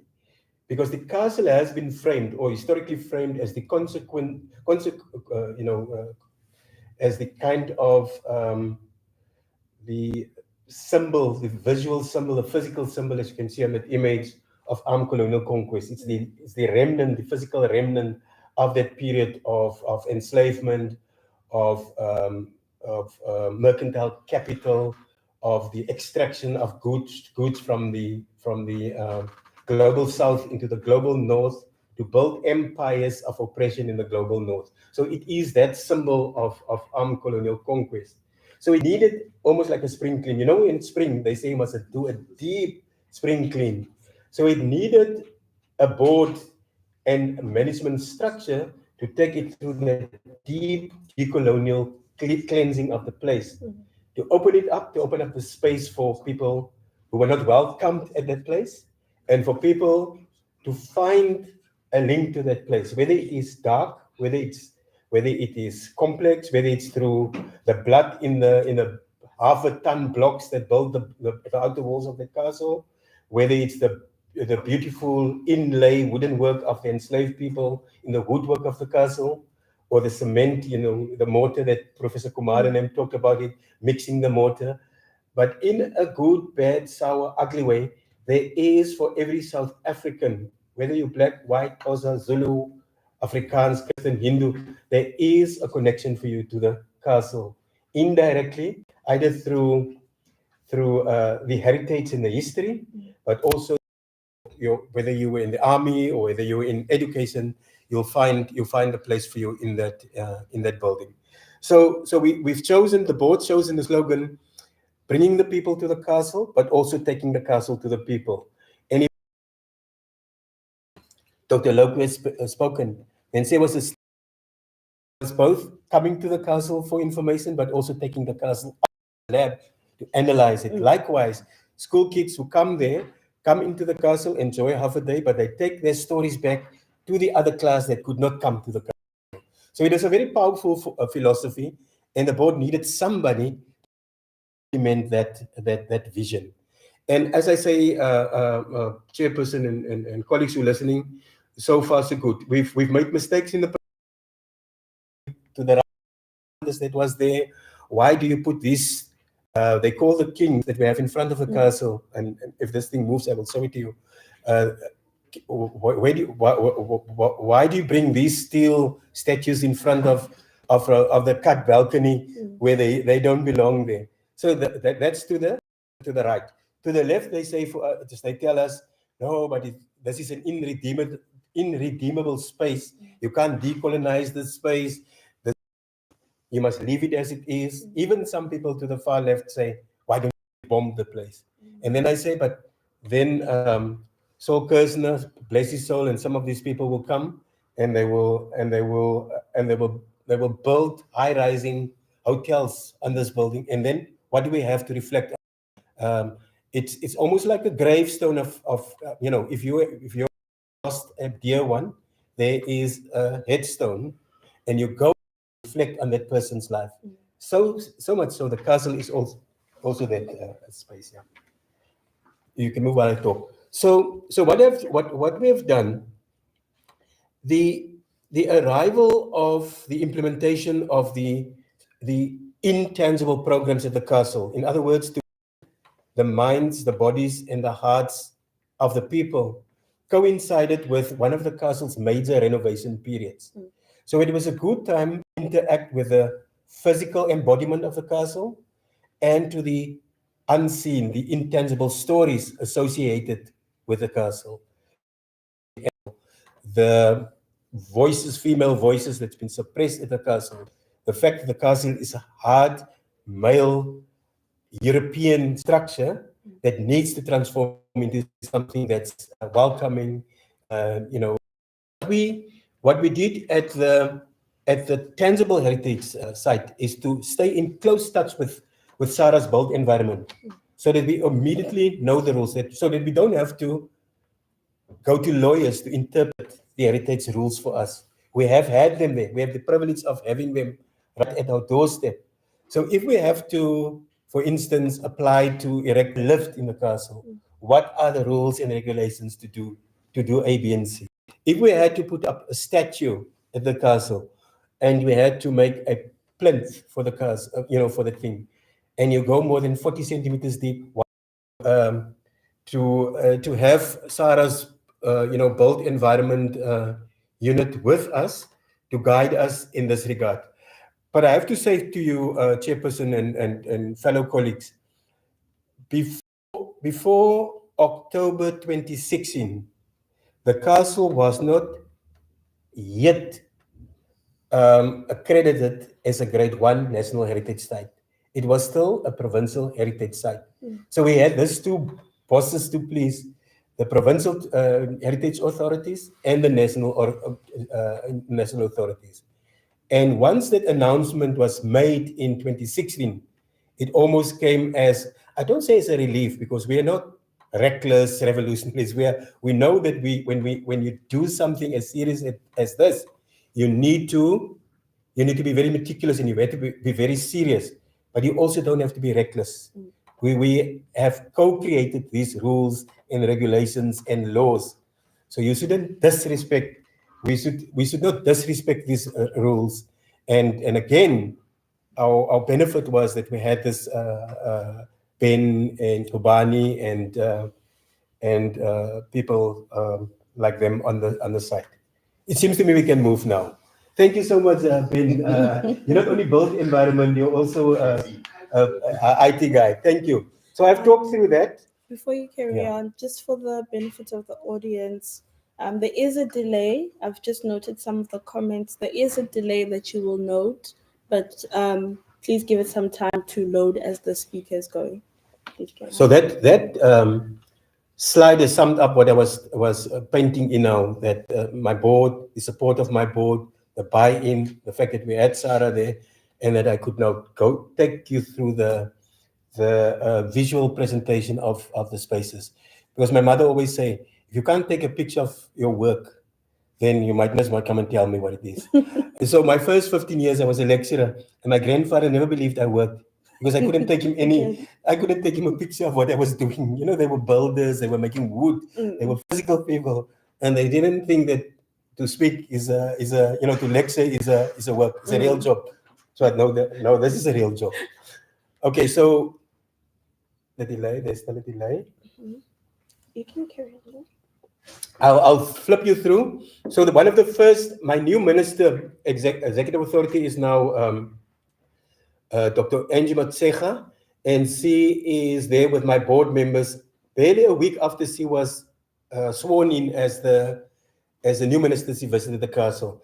Just something about clean audit reports. You know, I have this skepticism of every post-World War institution, the World Bank, the IMF, rating agencies, etc. Likewise, I had my skepticism about, auditing firms and whatever, and rightly so, because there's a lot of scandals around them.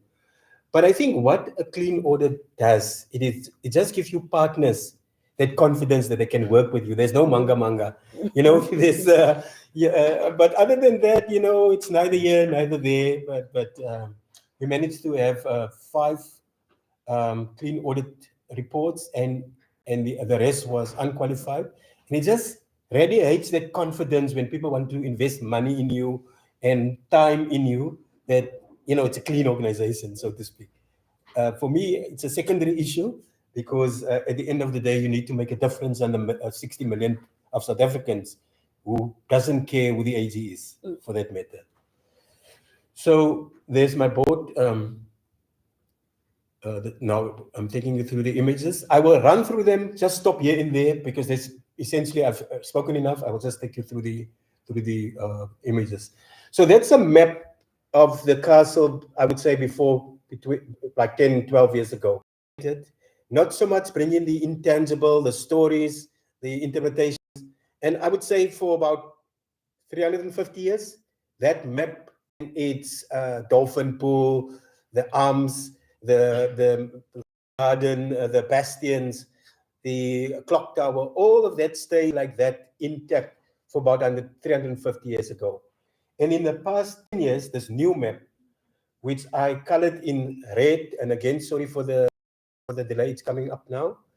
The one in red is indicating all of the new interventions that happened in 1 decade, which is possible.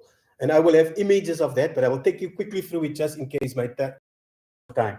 So we have the Center for Memory, Healing and Learning, what was previously the Adam Trust. I'm going clockwise from under the word figure 2.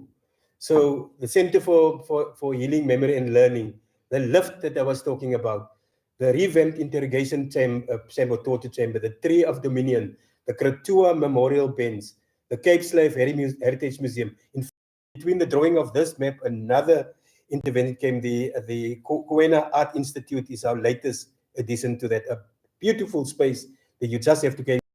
It's showcasing indigenous or people who identified as Khoi and San, their artwork, and it's also for sale there. And you go again clockwise, the Fairlander exhibition, it's about all portraits by now, a researcher that passed away a couple of months ago, Bart de Graaf, and I pay homage to him, that went to all these Southern African countries where the Dutch intermarried with or mixed with the indigenous people, and so he took portraits of those people and their stories behind it. So that exhibition is in the old governor's house. Then we have with the Spanish 500 years of circumnavigation, the whole drama around the voyages of discovery and the involvement of the Pope, and yeah, it's where all the drama started. Adam Kok Kitchen, and so Crying for Justice outdoor exhibition that deals with people like Imam Maroon, Matthew Golloway, Steve Biko, who died in detention without trial, slipped over a bar of soap, as you know, fall off the 5th floor, accidentally hang himself with his tie. All of those stories are there in open graves, screaming for justice at the castle previously. And so I go on. I don't want to go further because there are images supporting this red map of interventions in a decade. One of out, and it kind of attracted the attention. It acted as a guiding light for the transformational work that's happening inside the castle. So it wasn't so much about, you can, on World AIDS Day, you can have that in red, Oceans Day in blue, Environmental Day in green, do all of that with those lights. But it's more about focusing your attention, announcement that this space is going to be transformed now into something more inclusive, more healing, more reconciliatory, and a place where we reflect robustly and our difficult past, our turbulent present, how we cut through a 400-year-old Olino, what is it? Wild olive beam there. There's a whole thesis behind this thing. You can write a thesis behind that lift in the drum stop works. Then they found bones at the bottom of the lift. Hey, I can talk.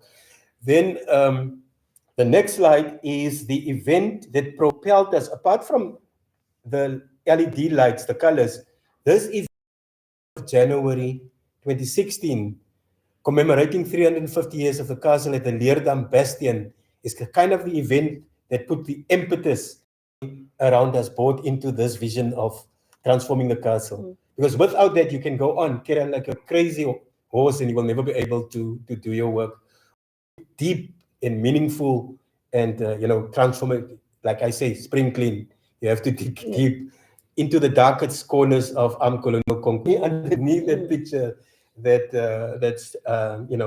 needs to be told also. We even had this crowd with a proper couple of goats. Goats is coming, goat. We had 2 goats, and these goats were so clever there. They could go outside over Castle Street to the Grand Parade, steal some of the there, and come back without cars bumping them. But the cars are bumping people in that road there.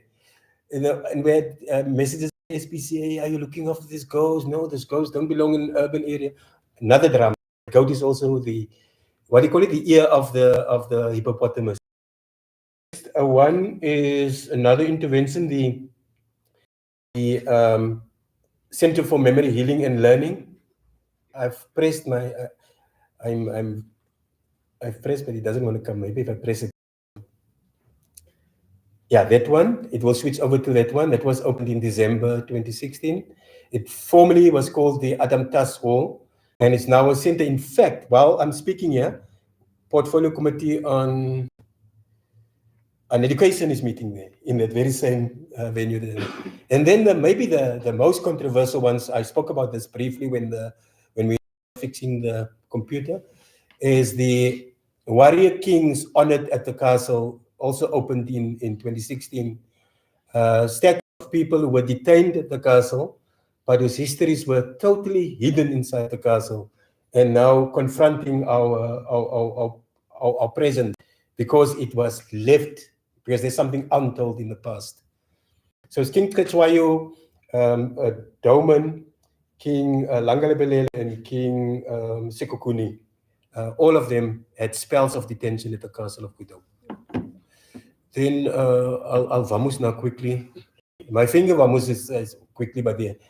A lot of work with the Khoi Revivalist movement on Heritage Day 2013. Then my first Heritage Day at the castle. And the year after that also. Then radio awards there.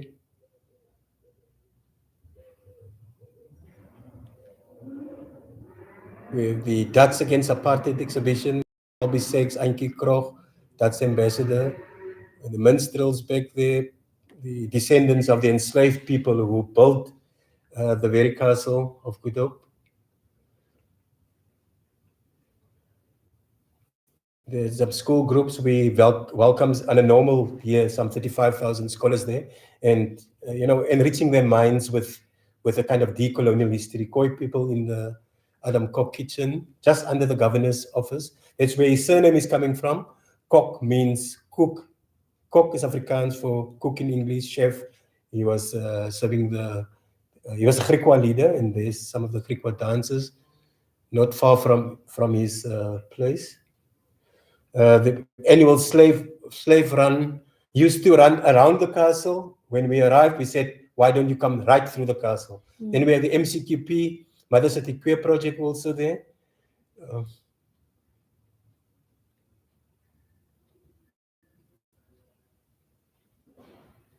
Then we have kids parties, jumping castles.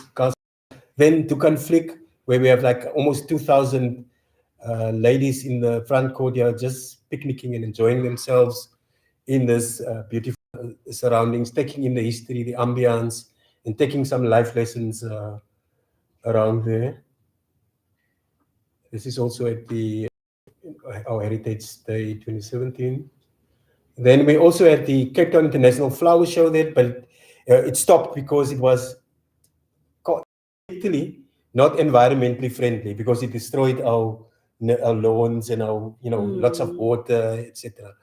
Which is a contradiction actually, because they should actually promote sustainable use of the landscape. But you see, they transformed the entire castle front courtyard into that. I'm just pressing and talking while I'm pressing, I hope. Then we have fashion shows also. We're almost there. Cape Heritage Museum has already won 2 national awards. There's the 118 real-size graves taken from the Leerdam Bastion. And so the first grave on the left is been reopened, dissolved. One grave is so what is the other one? So you see the TRC is now picking up on this unfinished business of justice. And by the way, at the end of that corner, where the E, on top of the E, the gallows of the castle and the stakes of the castle used to be in that corner. Then Ramadan for All Festival.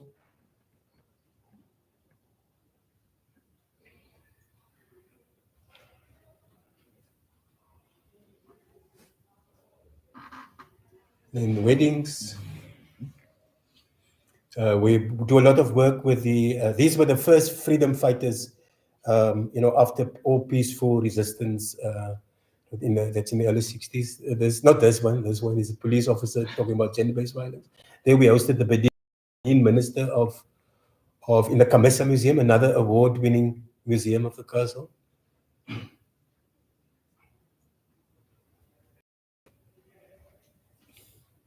I had honored to spend the whole Saturday morning with the last speaker of San language, so-called Busman language. It's called Nu.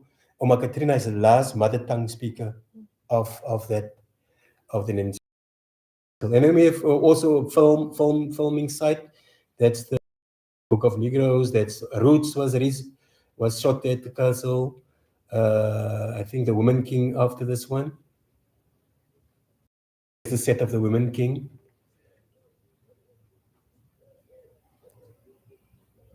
There's outdoor cinema. Professor Dennis Goldberg, the late Dennis Goldberg, also has an exhibition on World War II there. It's still, I mean, these things are all still there. I even hosted the president. It's the first president I hosted at the castle.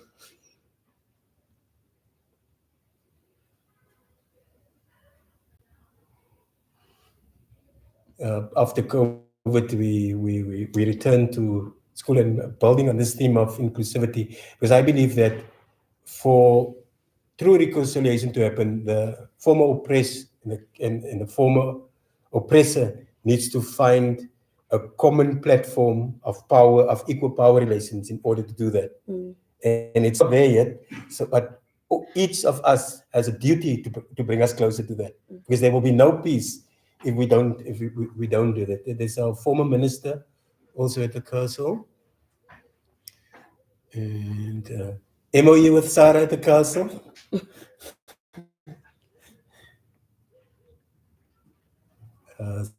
Local Muslim choir.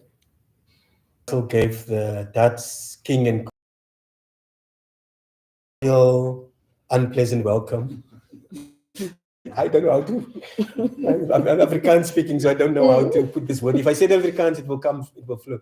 There's some of my workers and cultivating their own food. That's almost 30 kilograms of sweet potatoes that they grown themselves in the garden, just to respect. Most of them live in informal settlement, just to make them part of this journey of transformation. The moat, the metaphorical moat that's causing such a lot of contestation and public outcry for various reasons.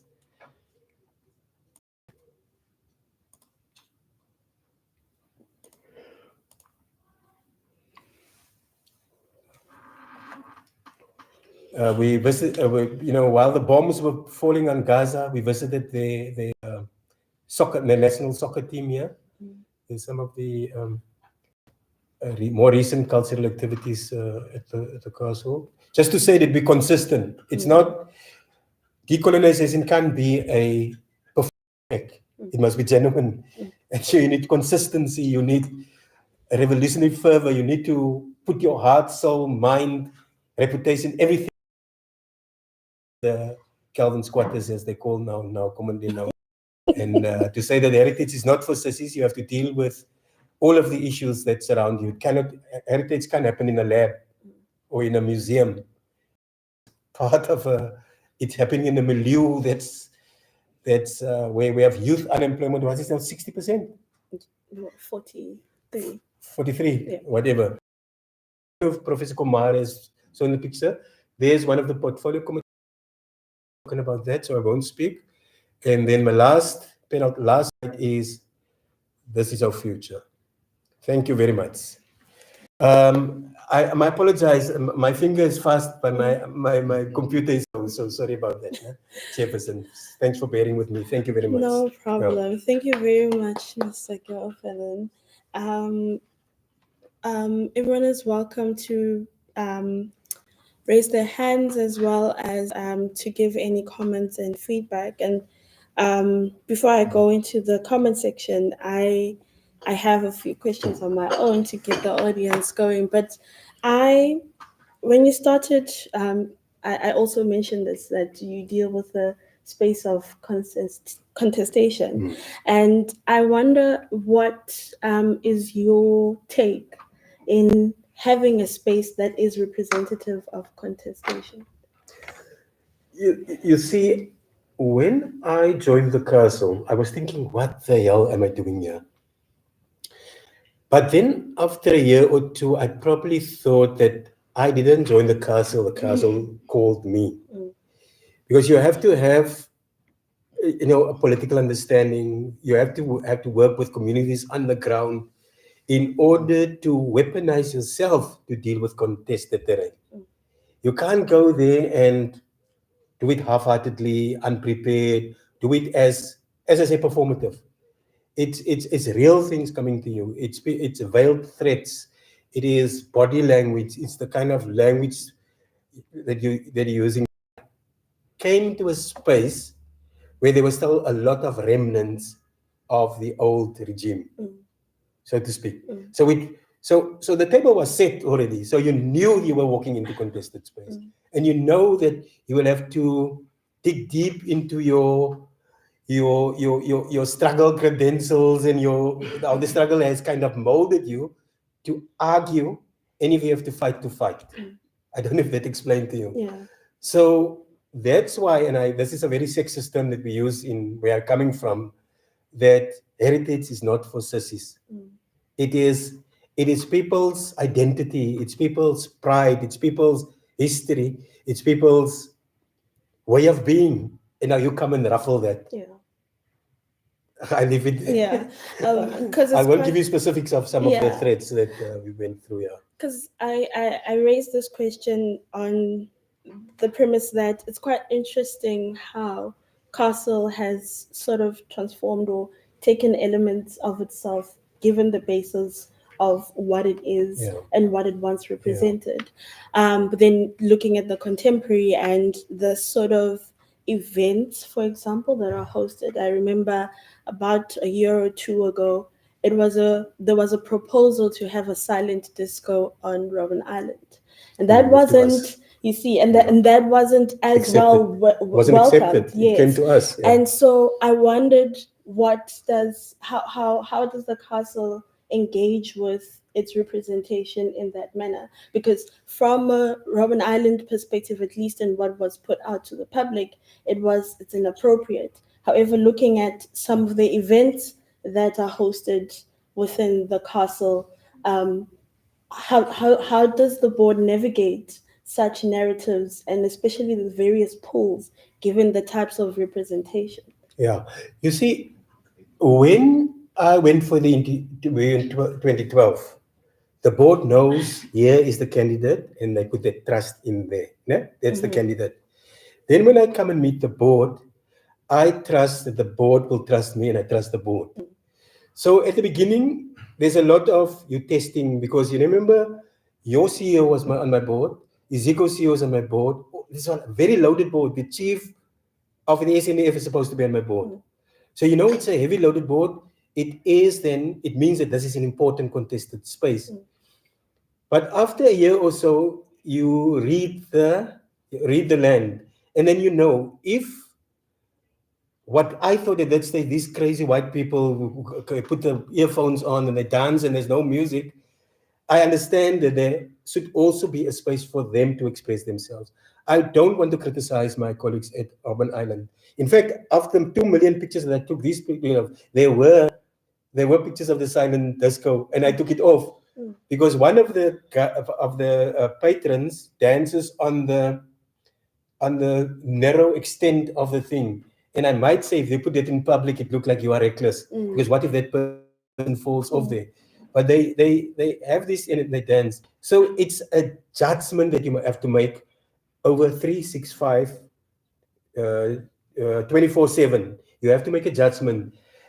So if Sexpo comes to me and say they want to have Sexpo there, my answer will be clear. MCQP, there are elements. So it's a matter of judgment based on our constitution. Our constitution say universal access, freedom of expression, freedom of association, freedom of that, but not reckless issue. There's also freedom of responsibility. So you have to have a responsible person, but who understands or have the guts to also make those changes. I always say, play on the offside line. There's that the referee, the touch judge, no, the VAR. Only put that line was there. You just play on that line and you score. Yeah. Oh, thank you. That's quite interesting. We do have a hand. Before giving that hand, just a question to you, Mr. Govan, about. Oh, covered. So the question was, how do you balance conveying the memory of painful past of the castle while continuing its important transformative work? Which I think I you kind have of answered covered. that. Yes, Yeah. definitely, for sure. And we do have a question from Robin. You have the floor. Thank you, Mr. Gilfallen, for that wonderful presentation. It's great to see the work also taking place at the castle. I mean, you look at the castle from the outside as a Joseph walking on the street, and you would never say all the things that you've mentioned is actually occurring on the inside, and people are able to go there. I mean, I think the first that many people see is just the place next to the moat where the people are staying, and immediately there's a negative and a bad connotation. So it's good to see that, at least on the inside, that some of these things are changing. And I mean, I know it takes a long time to implement what you need to implement to make the space more welcoming to all people. That being said, I also have a question just regards to UNESCO World Heritage Sites. How was there at least a nomination, or was there some inputs to have this site possibly declared? Because I know that I think it's the beginning of August, if memory serves, there were a new group of declarations that came out pertaining to struggle, history, etc. And then also the linkages of the castle to perhaps other sites within South Africa and internationally that tells of the VOC, the slave history, the Dutch colonial. So yeah, just about the context. Thank you. Thank you, Robin. Would you want to answer, or should I take another hand? Okay, cool. There's also a question from Elsie Webb. You have the floor. I know you've written it, but if you could just also echo it out. Okay, thanks, Liamila. Can you hear me? Yes. Thank you, and thanks for that. I missed, unfortunately, a couple of spaces of it, but I got most of it, so thank you very much. I'm just interested in your approach to reconciling past and current and future. And it just struck me listening to you that the castle must have artifacts that extend back 400 years. And therefore, is there any plan or any intention to display these artifacts in context of the times that they occurred, of all the regimes that have come and gone over the years, so we get an absolute complete perspective of history with all its goods and bads, and have it in a museum which is then open to the public. One can go through that 400-year journey. Thank you. And Mr. Kwezi.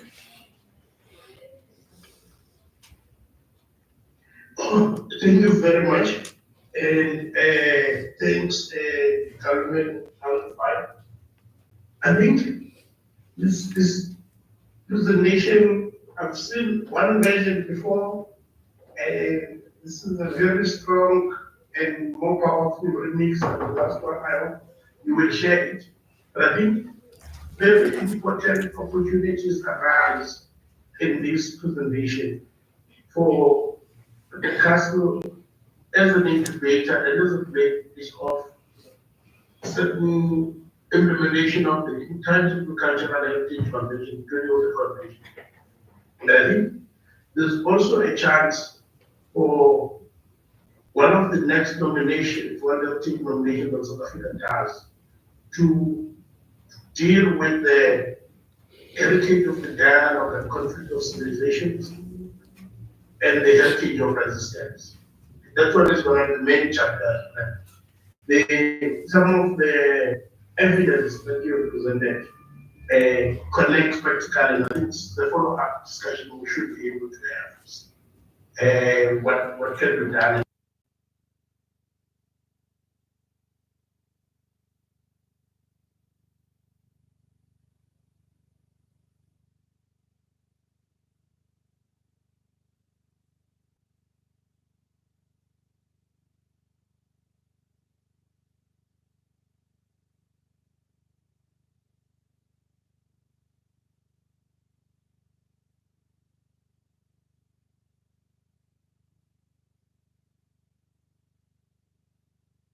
period that uh,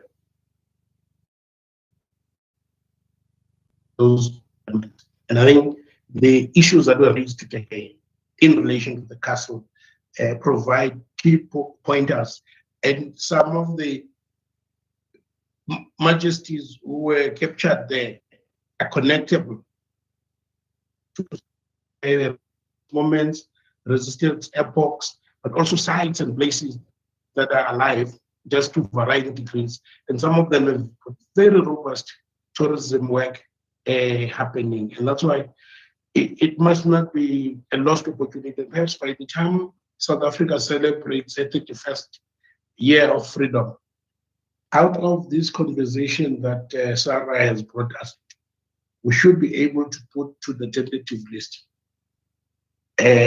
something that talks to the heritage of resistance. And within the country level, I think many of us suffer the disease of resistance with preparation. The time you get to hotel gets left out. And Calvin has done. He has pointed us to that and has given us material evidence for where we could be starting. And this is just, these are beginnings. Even though he highlighted about 9 different communities and 6 different epochs, it shows how rich that area is. And you will see now our colleagues that are in archaeology, you will realize we have not, probably except for Sandra, we have not excavated a single resistance war site, if I recall correctly. And the material, the objects that relate to that are not yet available. And so there is space for a lot to be done. Thank you very much.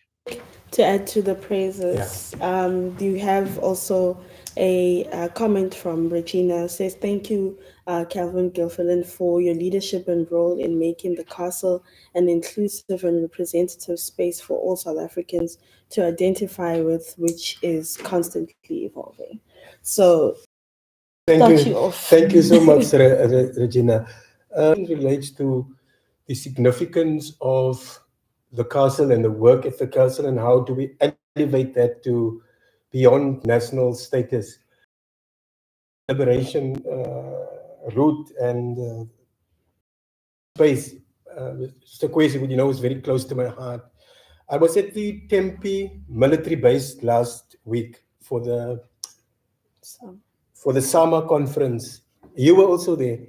And I look at the Museum for Armory, and I'm look at the battles, plural, of Quitagunaval. Number one, the SADF, the old South African Defence Force, has broken it down into 3 major battles. In fact, that was the battle that led to the UN resolution that led to the freedom of Namibia and the freedom of South Africa. So that was very crucial. But there's, interestingly for me, the last battle is left open. There's an open box. They say they are reconstructing it.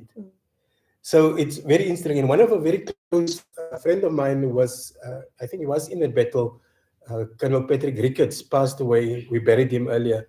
Was doing extensive work on that. Kwesi will know him too. So I think post this work, I will put my heart and soul into this, in really interpreting our liberation struggle. Mr. George, the profile, or what do you call it, the portfolio of evidence for our UNESCO heritage listing sit there, where the researchers do it, everything was ready, submitted to the Minister of Environmental Affairs to make the submission. There is, however, one small issue related to UNESCO World Heritage status, is the defense presence. The castle still has a defense, it's still an army, quasi-army base. The part next to the castle is where the military police and the military legal services are. And the opening of Parliament is also planned from the castle proper, inside in my National Heritage Site. So there's always this conflict, because we are a entity of the Ministry of Defense and Military Veterans, not what is that? Department of Your Sports, thing? Arts and Culture. Sports, Arts and Culture. So that will always be a hiccup depending which minister you have. So we were almost there, and then there's that issue that we need to resolve. But I feel if we are nestled between two World Heritage sites, Table Mountain National Park and Robben Island, and it's a no-brainer for me. But thank you. But young people like you, I'm a Madala now. You must push for that. And then to Mr. Elsie, yes, Mr. Elsie. If you, I don't know when last you visited the castle. We're not talking about 400 years of history going back. We're talking about 22,000 years of history that you can find at the castle. So what is it, Lightstone Heights? There's in the old granary, there's an excavation that was done in the 80s that's having remnants of that period of pre-modern civilization. And so if you go to what we have now 13 museums, if you go to the Cape Heritage Museum, the Kwena Art Institute, the 500 Years of Circumnavigation, the Military Museum, the William Fair Collection, the Fayette Collection, the Kamesa Museum, we already in different spaces already interpret 22,000 years of history of humanity, which include the latter part. So it's there, but our curatorial philosophy is not to put it nicely in a box. Our curatorial philosophy is for you to walk over those rough Robben Island black clay stones and then discover for you a part of our history. We will, when I started there, why don't you put every flag, the flag of the VOC there, the flag of this there, next there. You will find it in the proper context because we're saying the castle is not a convention center. It is a place where real oppression happened, where real things happen, real rapes, real announcements of weddings, real beautiful things happen. So why don't we use all 440 chambers of the castle and take the reader on a journey of self-discovery of the history instead of putting it in these nice, you see here, it's almost like it sets your mind in a certain epistemic way. But we have it in different spaces. We already have what Mr. Elsie is saying. You must just come and visit. I will give him a CEO's tour for Mahala. I think, some of our museum practitioners probably are going mad. They can go mad. At your last statement. They can go mad. But thank you so much, Mr. My pleasure. So nice. Really appreciate the interaction. And thank you to the audience for all of the questions and also the comments. Please leave your email in the chat box. Okay. Ben, if you could please just put Mr. Gilfillan's email in the chat box. And you can share this thing, the quiz in yes, that presentation. Definitely. So that if there's any other questions or interest of interaction that people may be able to then interact with you on that one. Thank you so much. Yes. Our next speaker, sitting right beside me,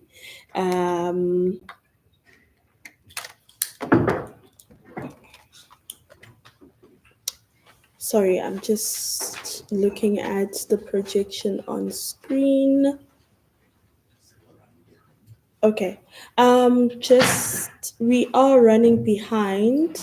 Miss Fori, I can tell that you're very, very enthusiastic to go through.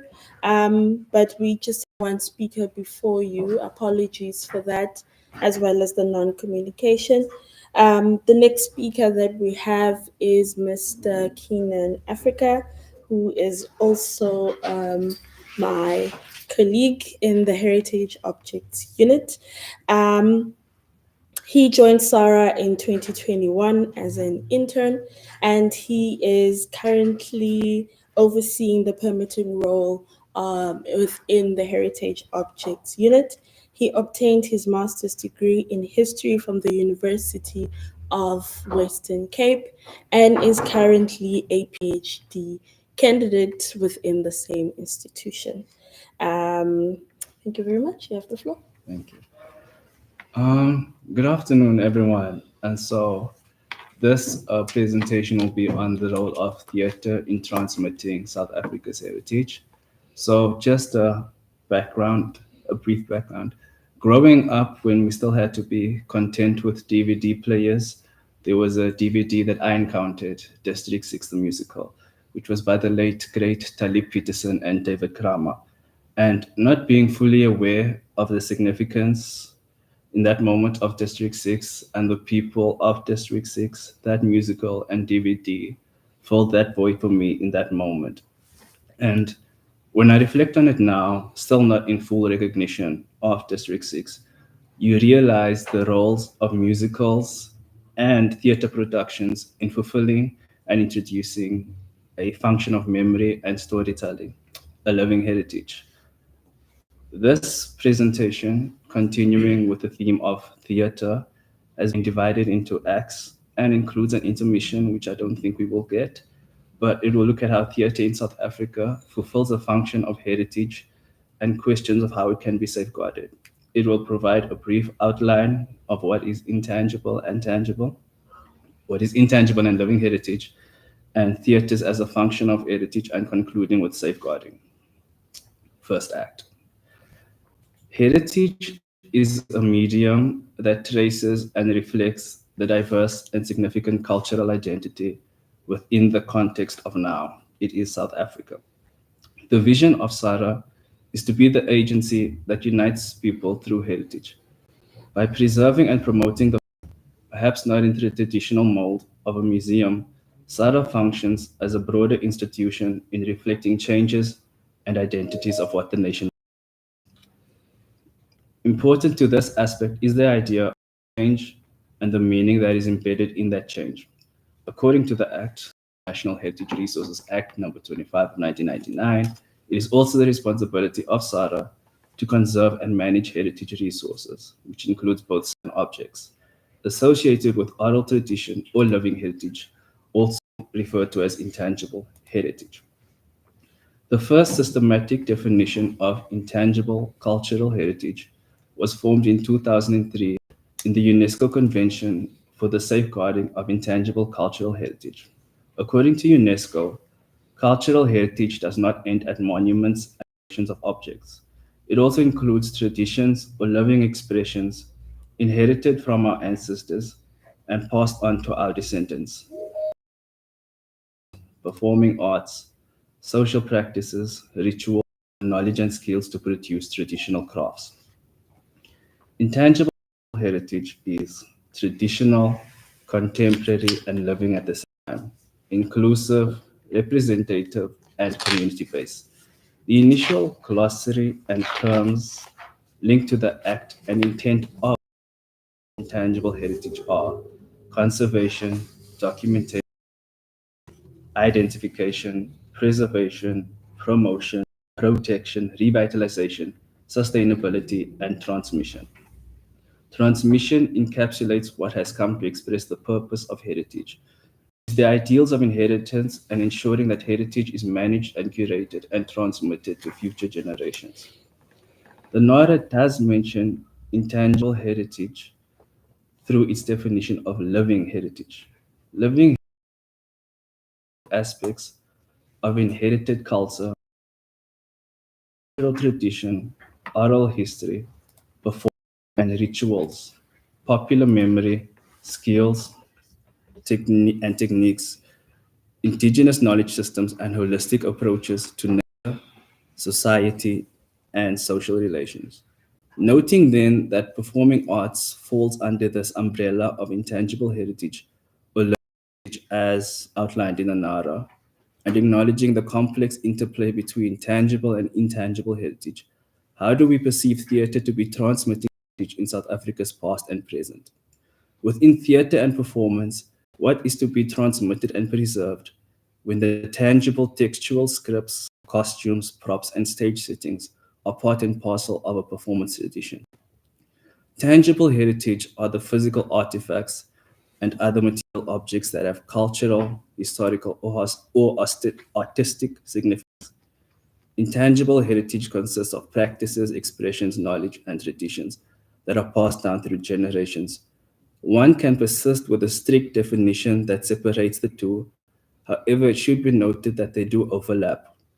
Tangible objects often carry with them significant meanings and values. Example being the Guma drum. Beyond being an instrument of percussion, it not only provides a lens for musical history, but also the history of the peopling of the early Cape. Bringing it back to theatre, the emphasis should then be on the role of theatre and performance, where tangible elements like props, costumes, and song lyrics animate the intangible aspects of the performance. Recognizing that these components work together, they collectively transmit and reflect the audience's heritage and identity. Act 2, Theatre. To provide a brief history of the theatre in South Africa, this will rely on the work done by Temple Houtfleisch in his book Theatre in South Africa, Some Reflections in a Fractured Mirror. Temple firstly makes the distinction that there are two theatre traditions within South Africa, African and African tradition, which points to a tradition of performance evolved in Africa, and the European tradition, which we popularly trace back to the Greeks and Aristotle, and which was imported into African culture during the past 2.5 centuries. Temple does mention a third tradition, which is the hybrid. This he does not view as a blend of the former two traditions, but rather a distinctly new tradition. Temple notes 5 characteristics of the African performance. It is a ritual and symbolic performance form. It is participatory and public in performance. It has a musical base. There is a strong tradition of oral narrative. The dance forms are distinctive not only in their physical attributes, but in their function within the Hutchison too argues that the African theatre can be traced back to indigenous practices of songs, dance, and praise poetry. She emphasizes that these traditions and forms provide a lineage for theatre in South Africa, as oral performance cannot be disregarded when tracing the history of South African theatre. And this is mainly for two important reasons. The impact that these two forms had on South African literature, and secondly, the strong element of performance that characterizes these forms. The European tradition of theatre, which was brought to South Africa shores through colonial encounters, began with the Dutch and later the British. They brought a more formal approach of theatre. The Dutch preferred performance as a means to educate and stir up patriotism, whereas the English embraced the entertainment aspect of theatre that is split into categories such as the classics, the new serious work, and the melodramas and musicals. These early and brief ventures provide a brief introduction of theatre into South Africa, as well as the theatre that came to be adopted. But as initially stated at the introduction, Temple does mention a third tradition, the hybrid. This refers to the blending of various cultural and theatrical elements to create unique and dynamic performances. South African theatre to me is therefore one of a kind, and its tradition reflects the complicated history of our celebrated cultures and diversity. Theatre is a mirror in that it has highlighted and recorded the changes in South Africa's history and transmitted it to us, the audience, the inheritors of this heritage. The next act will look at some of the themes in South Africa's theatre, in which the theatre has served a function of heritage by transmitting the story of what South Africa as it came to terms with reflecting what was happening in South Africa. The first theme to cover would be the influence of missionaries, particularly St. Francis College and Marian Hill Mission in Natal. Becky Zizwe Peterson argues that missionaries influenced a large part in the adoption of formal theatre by Africans. Under the guidance of Reverend Bernard Haas, performance and drama became a means of communication where writing became futile. The pedagogic appeal of performance for missionaries and liberal whites was that it seemed amenable to the transmission of Christian and civilized ideals and values. Theatre was thus not only a tool of education, but also evangelism. The importance of Marian Hill, then, as Peterson argues, is that the plays done at Marian Hill are the earliest modern examples of the discursive deployment of theatre among Africans in South Africa. July 1932, however, represented a shift. Herbert Lomo formed the Bantu Dramatic Society. The following passage, taken from Tlomo's essay, The Importance of African Drama, outlines the motivation and determination of this shift. Modern drama is not a mere emotional entertainment, it is a source of ideas, a cultural and educational factor, an agency for propaganda, and above all, it is literature. What part will the new African play in modern drama? On its physical side, he can contribute strong, fast rhythm, speed action, expressive, vigorous gesture and movement, powerful dramatic speech, no small contribution when modern plays drag so tediously. We want African playwrights who will dramatize African history. We want dramatic representations of African serfdom, oppression, exploitation, and metamorphosis. The African dramatist can expose evil and corruption and not suffer libel as newspapermen do. He can guide and preach to his people as preachers cannot do. To do this, he must be an artist before a propagandist, a philosopher before a reformer, a psychologist before a patriot. Be true to his African self and not be prey to exotic crudities. Shlomo was yearning and arguing for African art, even though the first production by the Bantu Dramatic Society was a reenactment of European theatre tradition. The message of Shlomo's theatre was set in motion. Especially his historical plays show important shifts in his ideology and aesthetics.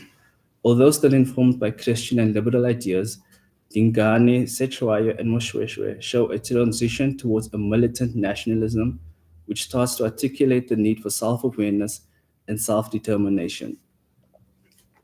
Township theatre has become synonymous with one man.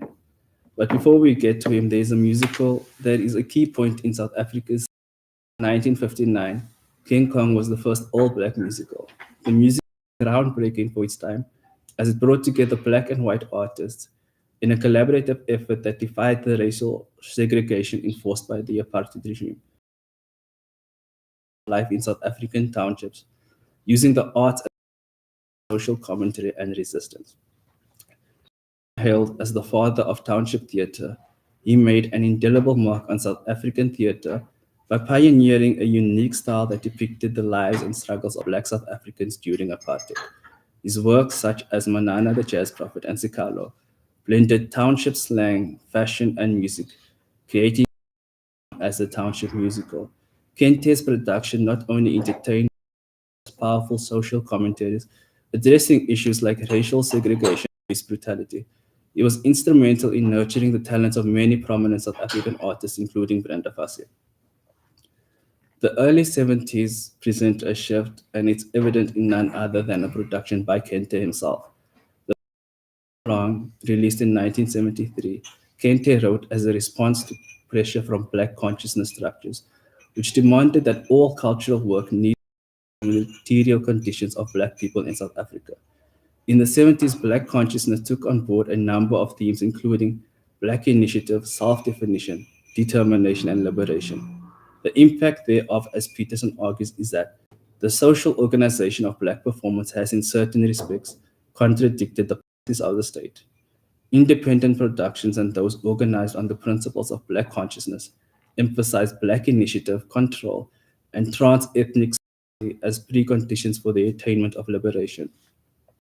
The musical was released in 1986, which represented a dark period in South Africa's history, marked by a state of emergencies and an era of governability. The musical enabled the memory of District 6 to be communicated and to be engaged with. It brought to life the histories of the people of District 6. With forced relocations, the musical made it possible for those to not only reconnect with District 6, but instill pride amongst those who lost so much. Theatre allows us to engage with places. The work done by Space Theatre and marketplaces and social issues through personal narratives and testimonies South Africa earned the nickname Theatre of Struggle due to its vital role in reflecting and challenging the socio-political realities of apartheid through its productions. The Eon Group too needs to be given a spotlight for their contribution to opera in South Africa. The group was founded by Helen Southern Holt in District 6 in 1933. The Eon Group is renowned for its began in 1956 with Verdi's La Traviata. Its 1956 production of La Traviata was the first opera produced by people of color in South Africa and initiated an operatic career that spanned 12 opera seasons and 10 operas. These are just a few examples of the ways in which theatre provided not only entertainment, but as Yvette Hutchison argues, to break silences, to provoke debate on issues in spaces that could facilitate discussion, often actually during performances. Another example would be workers' theatre, which was prominent in the 70s and 80s by trade unions. Intermission and third act, safeguarding. Noting then the importance of the theatre in reflecting South Africa's history and its heritage capabilities of how can theatre and performance be safeguarded and preserved as intangible heritage? The contestation towards safeguarding performance is the notion that a moment. In an article, Marissa Kieras and Lida Creer outline the challenges to archiving theatre in South Africa. It is argued that artists and audiences revel in the ephemeral nature of theatre and prefer to focus on the eternal now of the performance, rather than to reminisce about past performances. Counter to this is the point of education for future generations of theatre professionals, as well as documentation that aids researchers and historians. Documentation and the archiving of any fragment of the performance, as well as assisting in the role of memory by providing a piece of context. Archival institutions maintain fixed points of reference to a shared past, thus helping to cement social stability, collective national memories, and consequently national identity. As we recognize that the artifacts, the scripts, the costumes, providing the intangible heritage, its preservation and acknowledgement of the performance archive is therefore indispensable not only for research purposes, but also for the formation of national identity and collective memory. The first draft national policy on South African living heritage throughout refers to inventory and identification of living heritage. Should there be an inventory of the theatre in South Africa, the history and safeguarding of theatre in South Africa? An example of this is the Encyclopedia of South African Theatre, Film, Media and Performance, or ESAT, at Stellenbosch University. The aims of the ESAT Encyclopedia are to create a comprehensive database on the history and nature of South African theatre and make it available as a general reference work and a resource for the use of researchers, students, artists, journalists, and all other interested parties. Beyond supporting this work, continued identification needs to be given that enables not only the continued research of theatre, but also the continued importance of theatre as well as musicology in South Africa. But as we immerse ourselves in the fourth industrial revolution, digital archiving does present itself as an opportunity, while also presenting challenges such as cataloging systems, copyright laws, storage format, and an array of technical jargon. It also invites the critique of turning performances into a static historical record that objectifies the performance. Safeguarding living heritage and ensuring that it survives and thrives does not mean preventing change or freezing it. Instead, it means encouraging continued identification with and practice by its bearer communities or groups. It also means protecting and enabling the conditions under which the living heritage is practiced. This approach recognizes that theatre is a living tradition, deeply rooted in the cultural expressions and identities of its practitioners. The safeguarding of theatre cannot be limited to intangible. It embodies both tangible and intangible heritage. Time. I do feel integral to heritage is the idea of time and how it appears that with each passing second, we are clinging to moments that help define who we are so that we never feel lost. That is heritage, but with the added emphasis of intention, because there are moments where we see to heritage and allow it to tell the story for us and place our identity within that story. However, with theatre, particularly in the 20th century, the audience were drawn into stories that reflected their current moments that led to us here. Musical productions and theatre weave together music, stories, and traditions that reflect not only our diverse culture but experiences and histories. It has evolved with the changing times to give expression to the narrative that was counter to that which sought to oppress voices of Africans. The challenge is how do we serve with acknowledgement and capture that moment? Knowing that theatre and performance is ephemeral, would digital archiving allow that proper connection? To what extent are we willing to give acknowledgement? And is it limited to safeguarding and preserving or a declaration for that matter. Safeguarding living heritage depends on people continuing to enjoy and practice their living heritage. Therefore, I urge you to continue dancing, crying, and singing. By encouraging the continued practice and enjoyment of theatre, we ensure that these stories are not only remembered but also reinterpreted and adapted to reflect contemporary realities. Heritage, whether intangible or tangible, requires our interaction.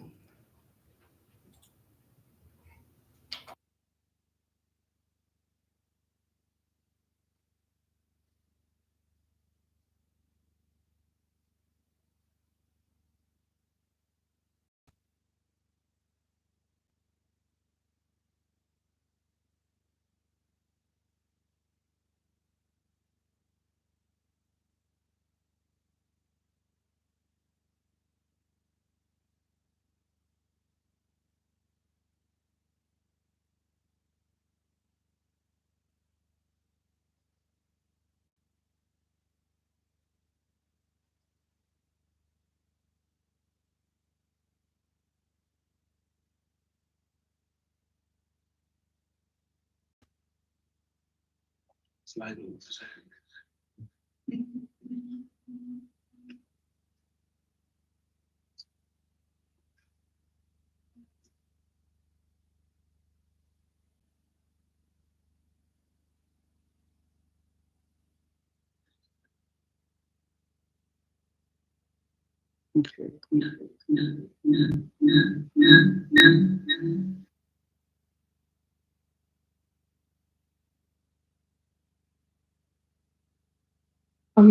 us.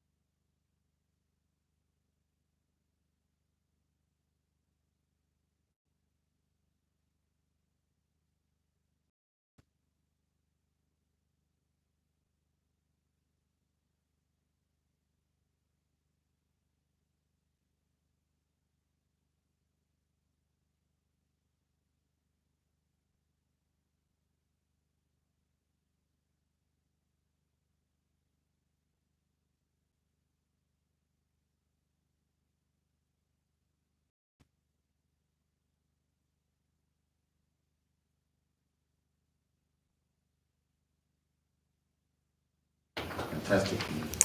Thank you very much, Keenan, on that one. We were trying to have a outro Yeah. of of a theater play to just solidify part of the exploration that we were aiming for. But it seems as if the internet technology, Yeah. ironically, disappointed us. But before reading some of the comments in the chat section, I think part of us exploring this topic was really to look at the makeup of particularly specifically declared heritage objects and trying to then critically scrutinize its representation of what of the heritage our national estate. Yeah. And part of it was then looking at some of the conversations that happened within our grading and declaration committee. And after the declaration of Solomon Linda's burial, part of the conversation was what about some of the the scripts that he wrote and and the songs and the musical, etc. And so came the conversation of how about we look at how to safeguard, how to Yeah. represent that within our national estate. Yeah. And so came the topic. And within that also then came some of the questions of how do we represent it, etc. But I think my question to you, and something that we've had a little bit of a discussion on, but for the benefit of everyone else, in what you have expressed in saying, how do we represent it from an archival perspective, but also that the intangible is stronger than the tangible, Yeah. given the fact that as a heritage authority, we still have a particular space and confines to operate from, and particularly how the Nara is phrased towards that, but also given the ethereal nature of of theater Yeah. and the theater props. How do you think, are we limited? How do we explore that? Explore declaring them and giving Yeah. acknowledgement. Okay, so a declaration is the most formal protection given to elements of the national estate, and so there should be other mechanisms that are in place. And I think the UNESCO Convention for the Safeguarding of Intangible Cultural Heritage refers to management, but also ensures that there is a viability that intangible heritage is passed down. And so this includes not necessarily fitting the mold of a declaration, but that you should embrace promotion and that community should play an important part. So in some factors, declaration is there, but I think declaration is an extension of memory and narrative of heritage. So we can't always attach that. And so it should be that heritage should be embraced by those around us as well, and not formally in all aspects, if that makes sense. Yeah. No, that's quite interesting. But from the floor, everyone is really commending your research, and everyone. Joshua says, "Thanks, Keenan, for the brilliant presentation. Your presentation was insightful and engaging, specifically highlighting how theatre and musical performance is heritage. That indeed, and I think the last clip would have actually signified that." Then Ben says, extremely insightful, unique, and beautiful presentation, Keenan. We need to find a way to memorialize and celebrate the deep narratives that are found in theatre and other forms of cultural expression. This is an area where a lot of work needs to be done, and I couldn't agree more, because that's actually the basis in which all of this came from. Ethan states that, well done, Keenan, brilliant presentation. Mandla Mdludlu states that it is very inspiring and interesting. Nancy commends you on the great presentation. I think this is an ongoing conversation, and really something that one could start tapping into, particularly given the various frameworks that we could find ourselves working in, and the inherent nature of the heritage that we so try to safeguard, and then taking it from a lens of legislation and statutory. How does that limit, or what is the workaround, particularly when it's unable to catch up on it? Kwesi states that excellent, groundbreaking, great grounds to collaborate on the ICH. I'm not sure what that abbreviation Intangible is. cultural heritage. Got you. Thank you. Especially with the NIO process at the NHC, that the NHC has started. Thank you very much, Mr. Kwesi, for that. Thank you for that. We're gonna try and play the video if we are on. At the end of. Okay. On that note, Keenan, thank you very much for that, and very well done on the research. Thank you very much.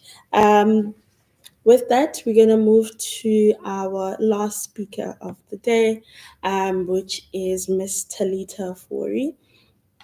And Ms. Talita will be presenting on the future of museums.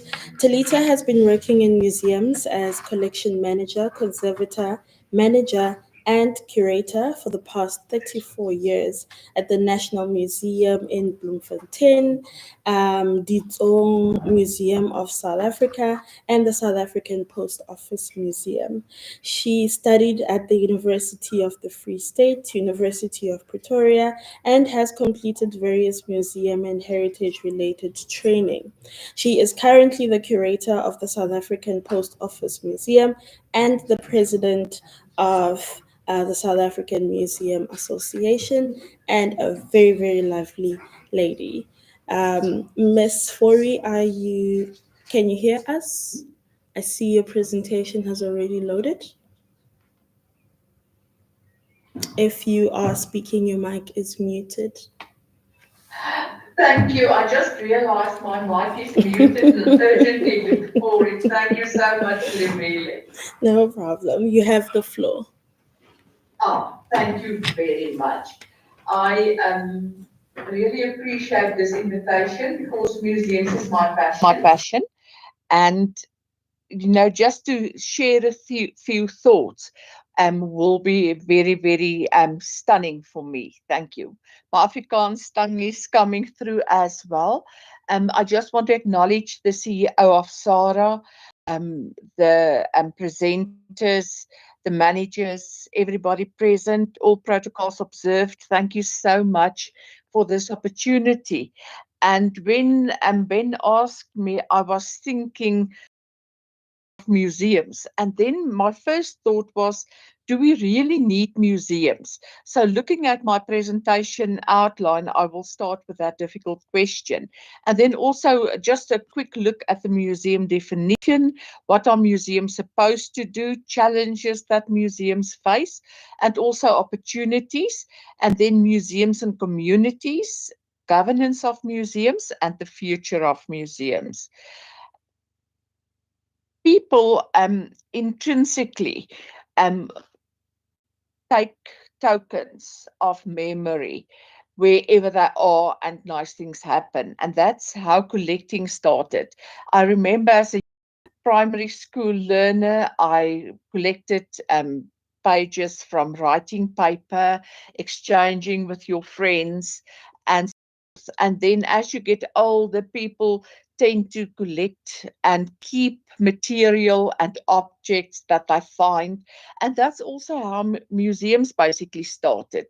People started sharing this collectible trinkets with their friends, inviting them over for suppers, showing them the cases filled with material they collected in their vicinity and all over the world.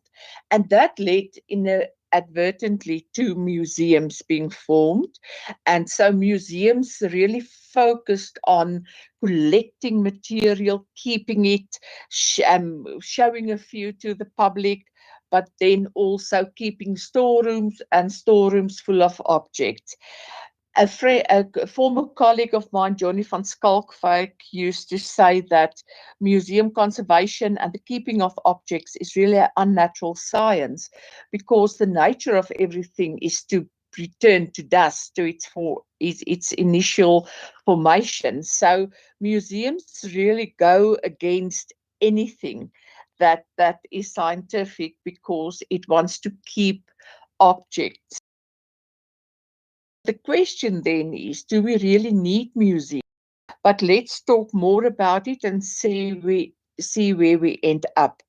The International Council of Museums in 2022 proposed and accepted a museum definition. And the good news is that they are currently relooking it again. So this is just a definition that's currently been accepted, but it's not. There was a lot of people not feeling that it's really a true representation of museums and so forth. So luckily they're re-looking it, and hopefully in future there will be a more truer version of a museum definition. Then what are museums supposed to do? Yes, museums are supposed to collect material, objects, natural history, social history, cultural history, all representing people and the world we live in. But there's a tangible aspect to it, and that is very important. That's your three-dimensional and two-dimensional objects, insects, or whatever you want to call it, that you have in your collections. But what people do not always realize is that this is only 50% of the object. The object or the artifact is also made up of information, the intangible side to it. And you cannot have an object without the information, where it was found, in the case of archaeology, how it was used, and who used it, and so forth. Because if you have the object, it's only part of the whole object. And thingy, that's only intangible part is also very, very and needs to be written down and recorded and so forth. A very interesting case study or report was last week at the South African Museums Association conference in Mangaung in Bloemfontein. And Annelies Kotze from Iziko Museums of South Africa, in her presentation, spoke about people visiting the museum, a specific grouping of people. And I think it's from the Khoi people. And they visited the museum to look at the objects and artifacts that was taken from them and then put into the museum. And what came to light is that they could add a lot of value, intangible information that was not known previously on what certain objects was, how it was made, how it was used, and so forth. And the people were actually so impressed with the good way and the professional way that the objects was kept, that they decided to leave the objects in the museum for the time being. So the tangible and intangible need to be collected together, and not only from one or another side. And then objects also need to be interpreted, and the interpretation is scientists and people in museums. Sometimes it's from the people to whom it used to belong, how they used it, and so forth. And then also looking at preservation against the natural science in preserving objects and keeping it in museums forever. And then what's also important, it's no use to have storerooms and storerooms full of objects and nobody ever sees it. But it also needs to be communicated to the people of the country, South Africa, to the people internationally, and also to to teach our children about it, because sometimes we just keep the objects and we do not go the extra mile to bring it back to the people and show them about the heritage. Because if you look at young people nowadays, school-going children, young adults, it's obvious that they find their sources of information on social media. But in the end, they totally disregard and forget about their heritage, as the forefathers and people have lived it and experienced it. And then challenges. Museums are currently really undergoing a lot of challenges, a lack of resources, financial, space. If you speak to anybody in a museum, they will always say, we have too little space. And coming from the post office museum, I can say that space is a rather big lack of resource. Also financial resources and support, and then staff. Museums always have too little staff. And if they have more staff, there's a lack of training and development.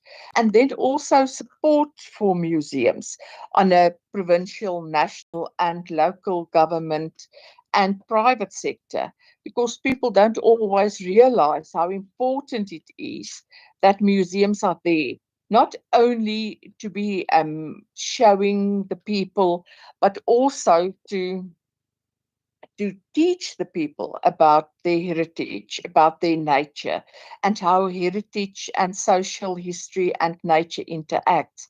And often you find that a lot of museums just have a lot of window dressing, that they have not truly transformed and reflect South Africa as a nation. And then there's a lot of theft and damage. I just today saw again in South Sudan theft in museums, and our artifacts were just disappearing. And unfortunately, that happens in museums. We had one or two fires in museums being totally destroyed by fires. And then another challenge is that a lot of people working in museums operate in silos. They do not often share information and knowledge with other museums. I remember when I started working in the museum 34 years ago, I'm smiling, um, people did not share information. Now it's slowly, people are starting to open up more, but it's still a challenge that museums still operate in silos. This is just a few of the challenges that museums are currently going through. And if you speak to people 20, 30 years ago in museums, I think they will mention the same challenges. And hopefully 20, 30 years from now, a lot of them would have. Then looking at opportunities. We come from a museum perspective that it was quite elitistical and only open and for some people to visit and to do research in and so forth. Luckily, we have transformed museums to the extent where museums is not only open to everybody, but also the collections is starting to reflect the community in the broadest sense of the word, that people in South Africa can really look with pride at their museums, new exhibitions. If you look at the new exhibitions at Isiko Museums of Cape Town, how they have really incorporated not only culturally, but also nature with culture. That is really something special to visit. So I would suggest visit your museum. And so transformation, we still have a long way to go with museums, but at least the effort have been put in place and it's starting to happen. If you listen to Mr. Gilfillan's talk on the Castle of Good Hope, you know, it really warmed my heart to see how the castle opened itself, not only, but also the intangible heritage and also the living heritage, that people are represented there as a nation, not only certain elitistical notions. And then also opportunities to preserve heritage, but also not only heritage that's 100 or 200 years old, but heritage that's happening 2 weeks ago, a month ago, that museums should really start thinking about being sources of what is happening in South Africa now. Because in 50 years' time, people say, but what happened in the 2020s? That there will be a true reflection. So it's ideal spaces to preserve our heritage, tangible, intangible, and also living heritage. And then it's also a source for learning and study. People have started re-looking at their collections and started doing more research and find the most amazing information and facts regarding objects that have been in their custody for 150 years. So this is opportunities for graduates, for school-going children to learn and also study heritage. And then museums are also spaces for nation building. And I want to refer once again to Dr. Mr. Gilfillan's presentation on the activities that's there, the nation building that's happening there, people coming together, celebrating our country, our people.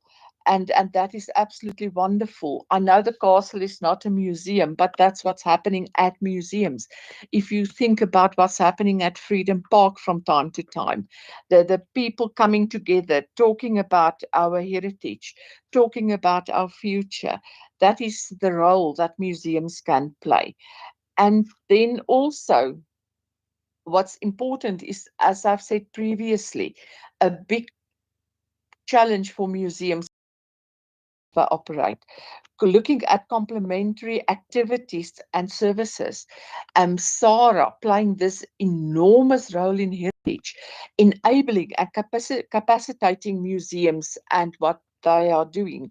So it's very important that museums should not only look at themselves, but also having relationships with other museums, with other heritage institutions, looking towards the community as one of their partners to build museums and to also extend the area of importance and influence. And then also looking at young professionals in museums working in heritage. And museums is really giving them the opportunity to grow and develop and do research. And so this is just a few opportunities that's there for museums. And if museums want to survive the next 30 years, we really and earnestly have to look at these opportunities and them and take them forward. Then, to me, what's very important and what have been neglected a lot in museums is the communities which museums serve. And it's not only the local communities, but also the bigger community of the provinces, of the whole of the country. And that a museum should realize that they're not really the owners of the objects, but they're the custodians that keep the material, the objects, the information, the histories of people, the natural history aspects in people of South Africa. We might be specialists and we might know more than the next person about it, but we must also remember that the people who own the history, that own the memories, that they may know more, and that we as specialists can also learn from them. And then museums are not just there to collect and keep material. They are also the meeting space for the community, as Mr. Gilfillan and also Mr. Africa have said, that the museum is an integral part of the community, and it must give opportunities to people to come and express themselves, to come and objects, the artifacts that, and also the history and the history in museums. And it gives people opportunities to be part of something slightly bigger than just their community, but also to be part of the country and the heritage of the country.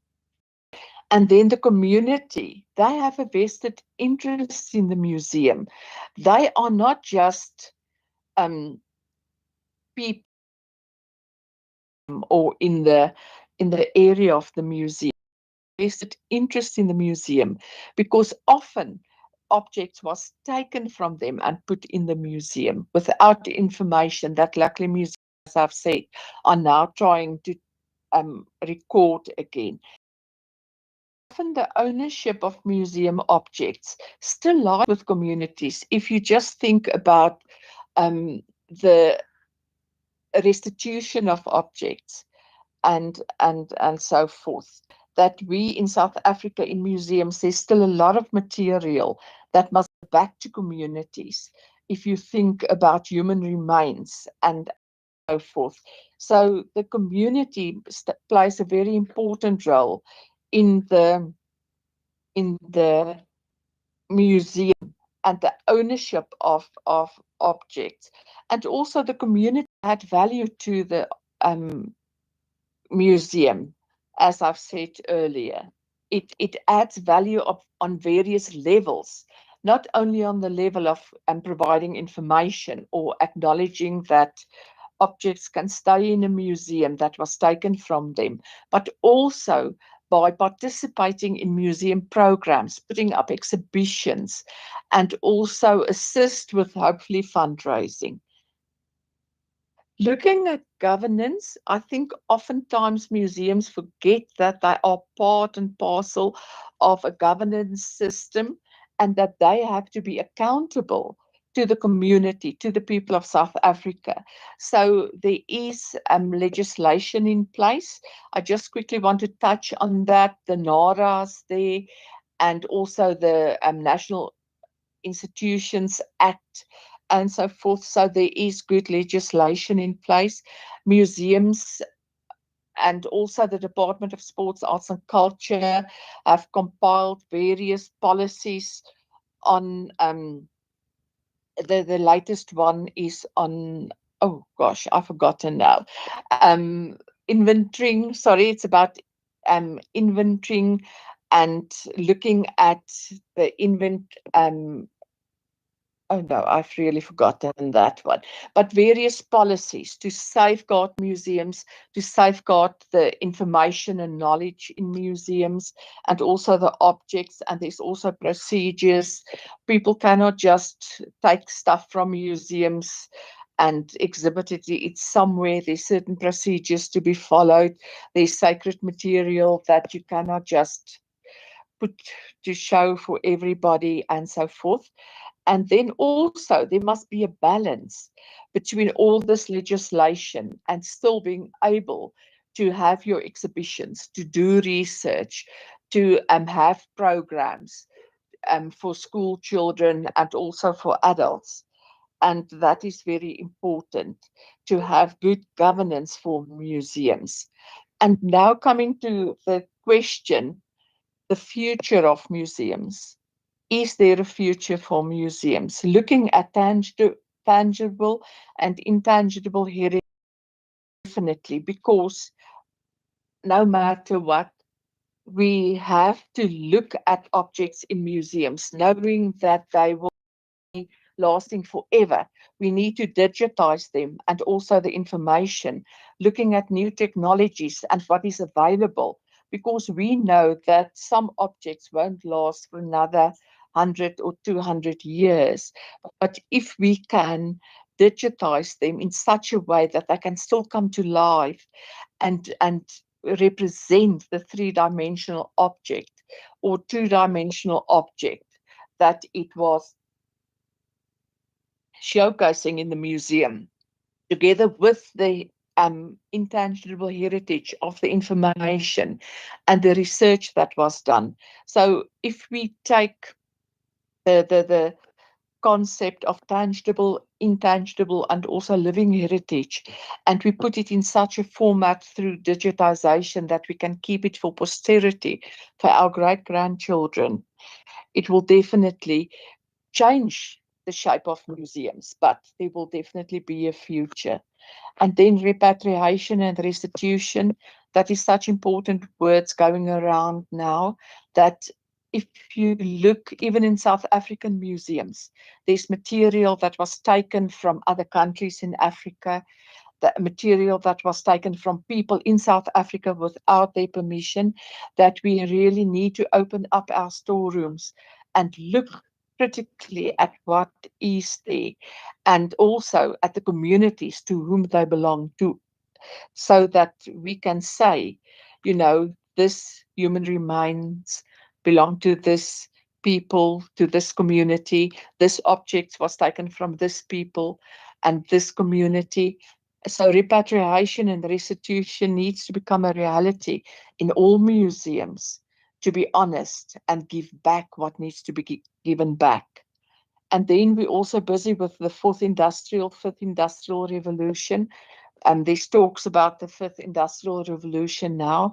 And it's very important that we realize that museums cannot operate on their own anymore, but that we're part and parcel of the fourth industrial revolution, and that we need to use that technology and the fifth industrial revolution that's looming on the horizon, and that we take that into the museums to keep our museums going forward so that it can be accessible for future generations.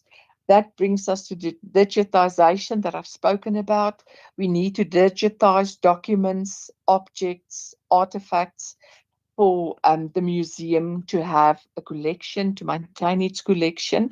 And that will also, through digitization, museums will need to handle and touch objects less, and that will make most museum people very happy, because we don't want our stuff to be touched. But through digitization, the museum will be more accessible, because now people living in the most rural areas can visit a museum in the digitized format. And when my son was small, Union Museum, through the loved dinosaurs. There was a dinosaur exhibition that we visited, and that is a dream for everybody in South Africa, that they will have access to most of the collections through their cell phones, because most children have cell phones, through their computers and laptops, to have it digitized, having it more accessible the peoples of South Africa. And then also looking at the custodians of knowledge. There, the museum plays an incredibly important role, that they are not only custodians of objects and artifacts, but also of the knowledge. And knowledge makes things accessible, as previously I've said. So as the custodians of knowledge, museums, archives, and libraries need to be there in 50 and 100 years' time. And then I just quickly want to talk about the museum accreditation system. That will also be part and parcel of the future of museums. The South African Museums Association, with funding from the National Department of Sports, Arts and Culture, is currently busy developing a museum accreditation system, because we found that a lot of people would just start museums and 2 weeks later it would close down. You sometimes have pop-up museums that's only there for a week or two or a month, but also we need to look at people randomly just starting a museum, collecting a lot of objects and information, putting it on display, and then after the initiator passes away, the museum just closes down.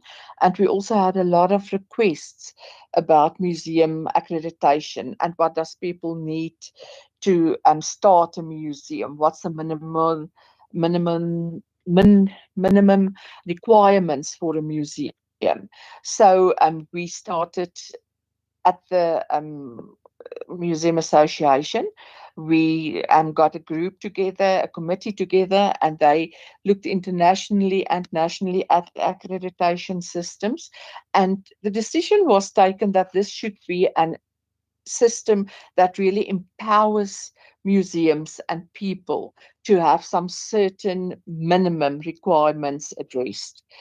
And looking at this, the decision was taken that it will at first not be a grading system, but an accreditation system, to say, in order to be a museum, you need to have governance. You need to have policies and procedures in place. You have to adhere to some minimum standards regarding legislation that's in existence. And then also looking at your collection, that there must be some minimum requirements in collecting, in preserving and communicating your collection, and so forth. So the accreditation system have been developed. It's out for consultation now. So if anybody wants to have the document and see what it entails, you can send me an email and we will send you the documentation. And then in the end, there was 3 stages. The first one is not the second one is on the way for accreditation, and then the last one is accreditation for a museum. And what's very important is that we also decided to have ad infinitum accreditation, but that museums will be accredited for a period of 5 years. And then if a museum is not ready to be accredited, people will be identified and requested to assist the museum to meet all the requirements for accreditation. So we are busy working on that, and we are now in a consultative process. And this process is basically getting inputs from the public, the museum public, the heritage public, to give inputs, make suggestions, so that we can really have a workable format for South Africa and South African museums. We could have cut and pasted a European model, but that's not for us in South Africa. We want to have our own system. Then looking at our heritage, the repatriation, restitution, the fourth industrial revolution, digitization, having accessible museums, whether it's in person or online, looking at the custodians of knowledge in the museums, and also looking at an accreditation system. This is all ways and means that we can use to make museums of the future. Perhaps there won't be a building one day, perhaps the whole museum will be in the cloud. We never know how things will change over the next 100, 200 years. But what's important is that we can start with small steps now, ensuring that the collections, the information will still be there for people to access in 100 or 200 years' time. And ladies and gentlemen, that's my 2 cents worth. This is actually a 2-3 day workshop, just summarized in 20 to 30 minutes. Thank you very much.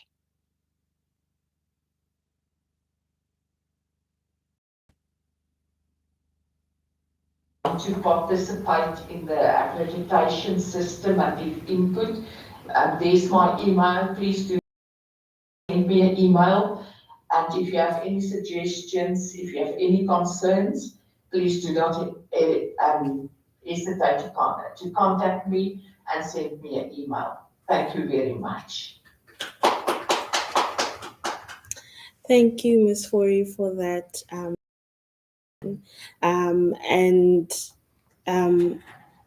You have touched on quite a few important aspects regarding the future of museums. And last week during the conference, most were really explored in terms of what is the future, what is the projection of a museum, and some of the aspects that museums could really be taking into consideration.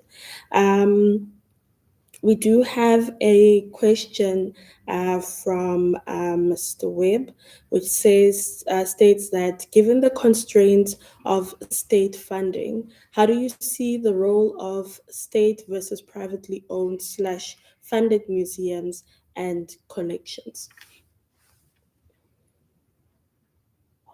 Thank you very much for that question.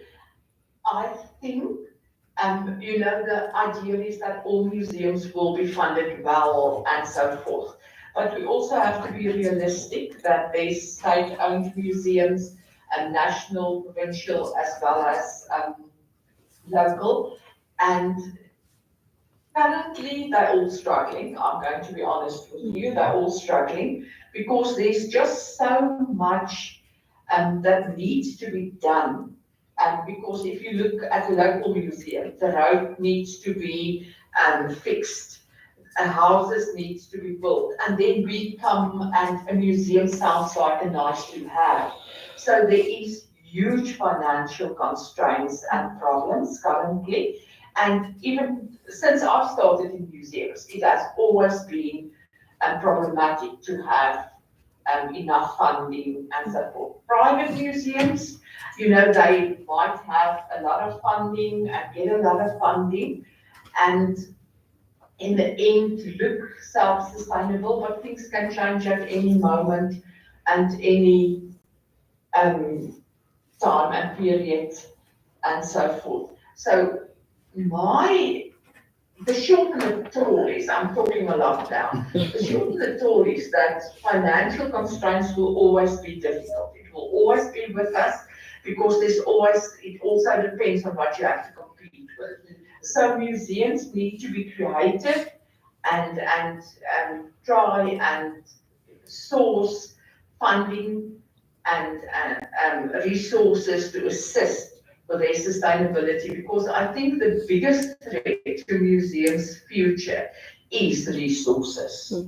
And private museums are doing very well, often with private funding, but government and state government museums are struggling.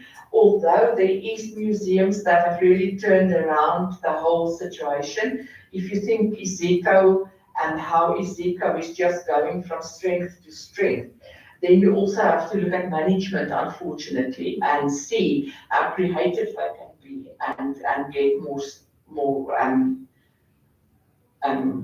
resources. So the short and tall is, it's a threat, it's a huge threat to museums, but museums need to be more resourceful and see how they can assist themselves, and also look towards the community and get the community involved. Sorry, I'm presenting a whole new paper now.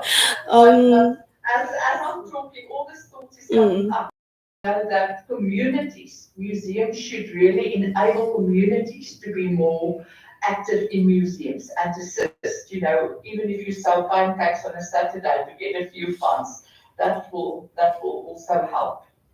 Thank you very much. I hope that answers your question. I think you've touched on it because you have highlighted the struggle of funding, particularly from state museums. And as you were talking, I wonder if that element of transformation can also be expanded to see some of the limitations that actually give us the model of a museum that we have currently, such as redefining it not to be a non-profit.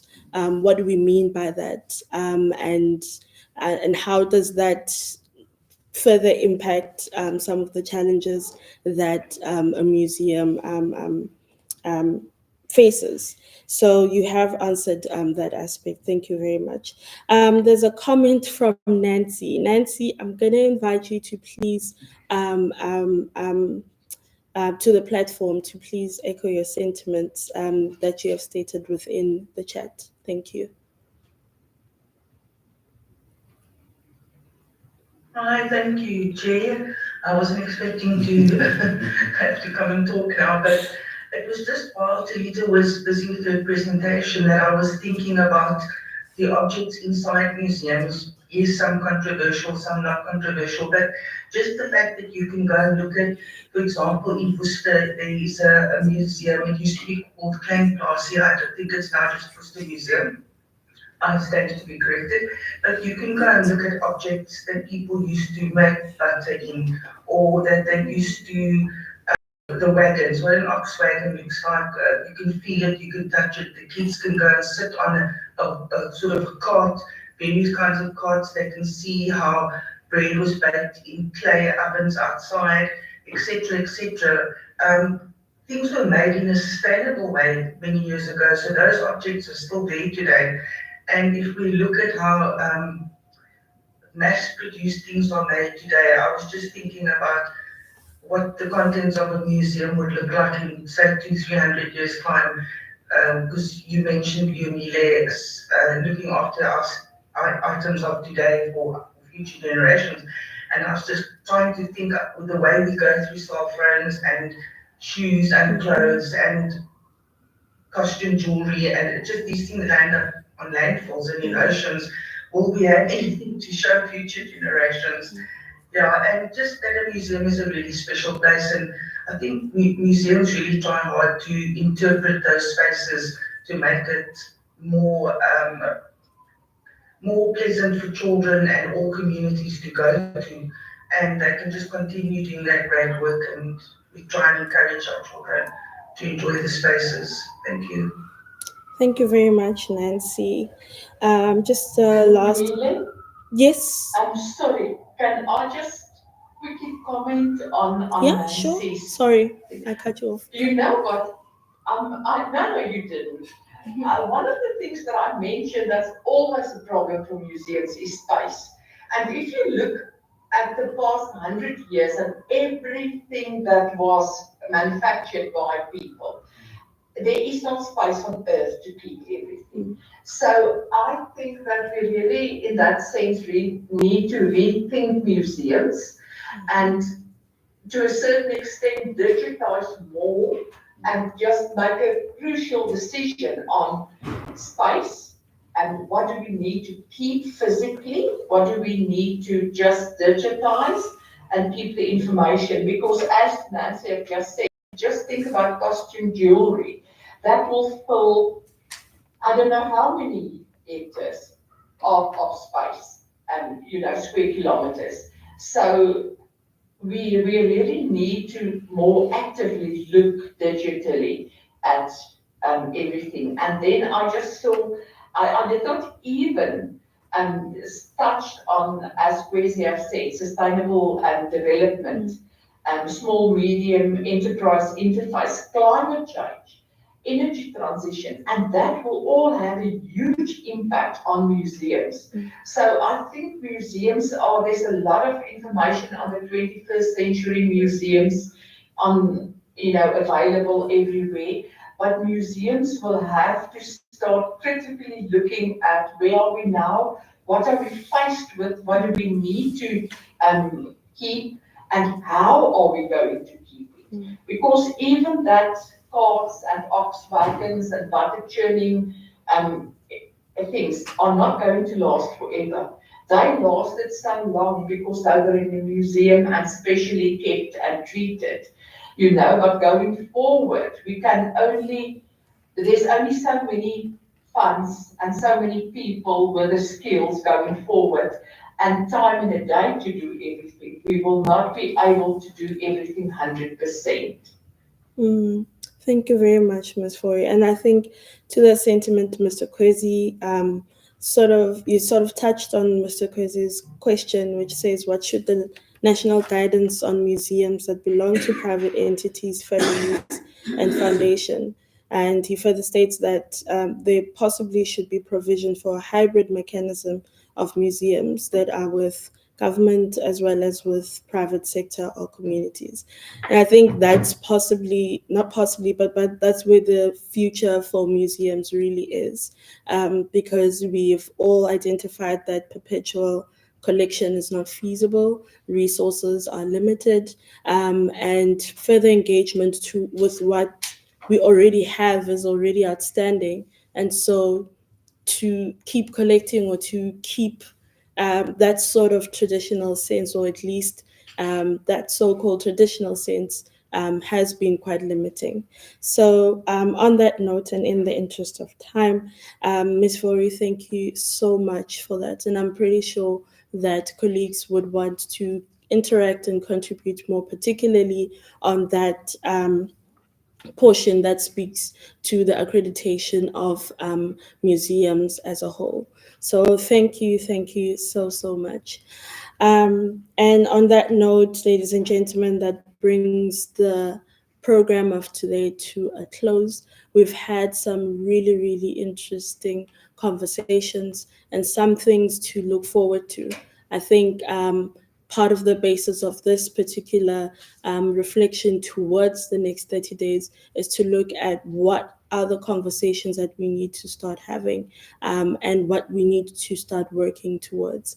Dr. Palav as well as Dr. Logwe this morning sort of paved the way towards a standard towards preventative conservation of heritage structures, but also materials for heritage structures, and working towards a guideline as well as a standard that would also speak to the legislation of heritage, but also encompassing it within the bigger picture.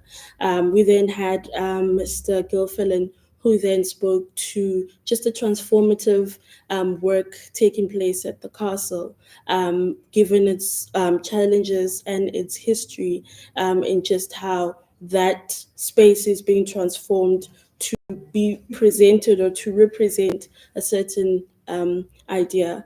And then we had Mr. Africa speaking about just looking at the entanglement between intangible and tangible heritage and the safeguarding of that, particularly given the inherent challenges of the heritage resources that we daily engage with, but also ones that unearth various aspects of the heritage that we are so proud of.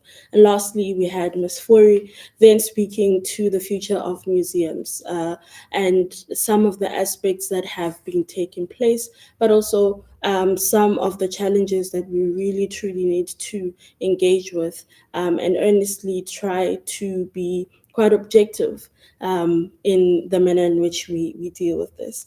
And so with all of that, we had sort of like a launching of spring, to say what can the next 30 years look like, and how that encapsulates itself, or at least manifests within a heritage management perspective. And so thank you very much to our speakers once again, and thank you to everyone for joining us the morning, and apologies for going over time with the whole 59 minutes. But it has really been great engaging with you, and thank you also for your questions and comments. On that note,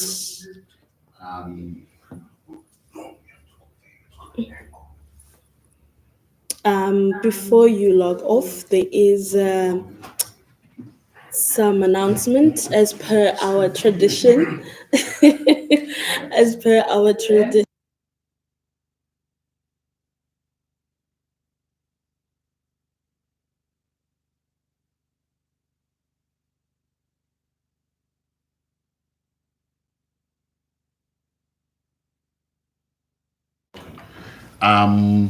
I'd like to invite everyone to switch on their microphones. If you could please switch on your microphones. To everyone online, you're welcome to switch on your microphones. And I'd like you to please give a very big round of applause to our wonderful program director and all our speakers from today.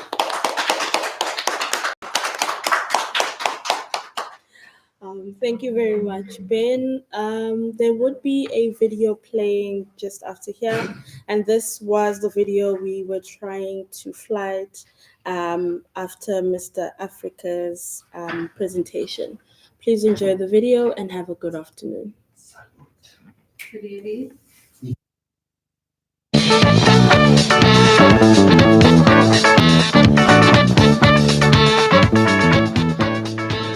I want to take you to a place that we call fairyland, to show you things that I don't think you understand. Let's explore these streets where life is bittersweet. Maybe I can change your view. Prejudice and lies are words that I despise. Let the people talk to you.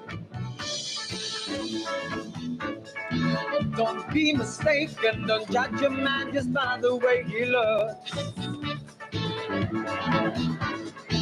When hearts are breaking, the answer isn't always found in books.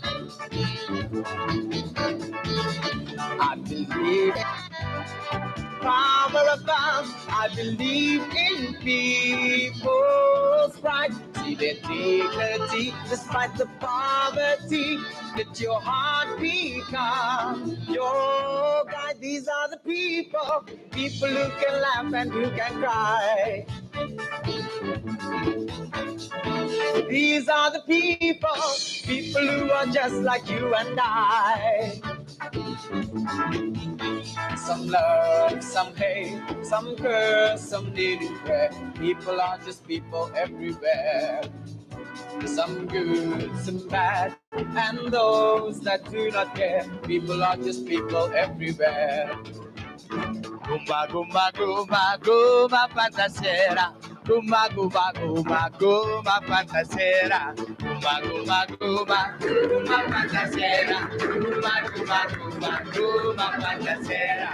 Dina, kanakina, dina, dina, oh. Dina, kanakina, dina, dina, oh. Kana, kana, kana, kanakina, dina, dina, oh. Kana, kana, kana, kanakina, dina, dina, oh. Kana, kana, kana, kanakina. People are just people.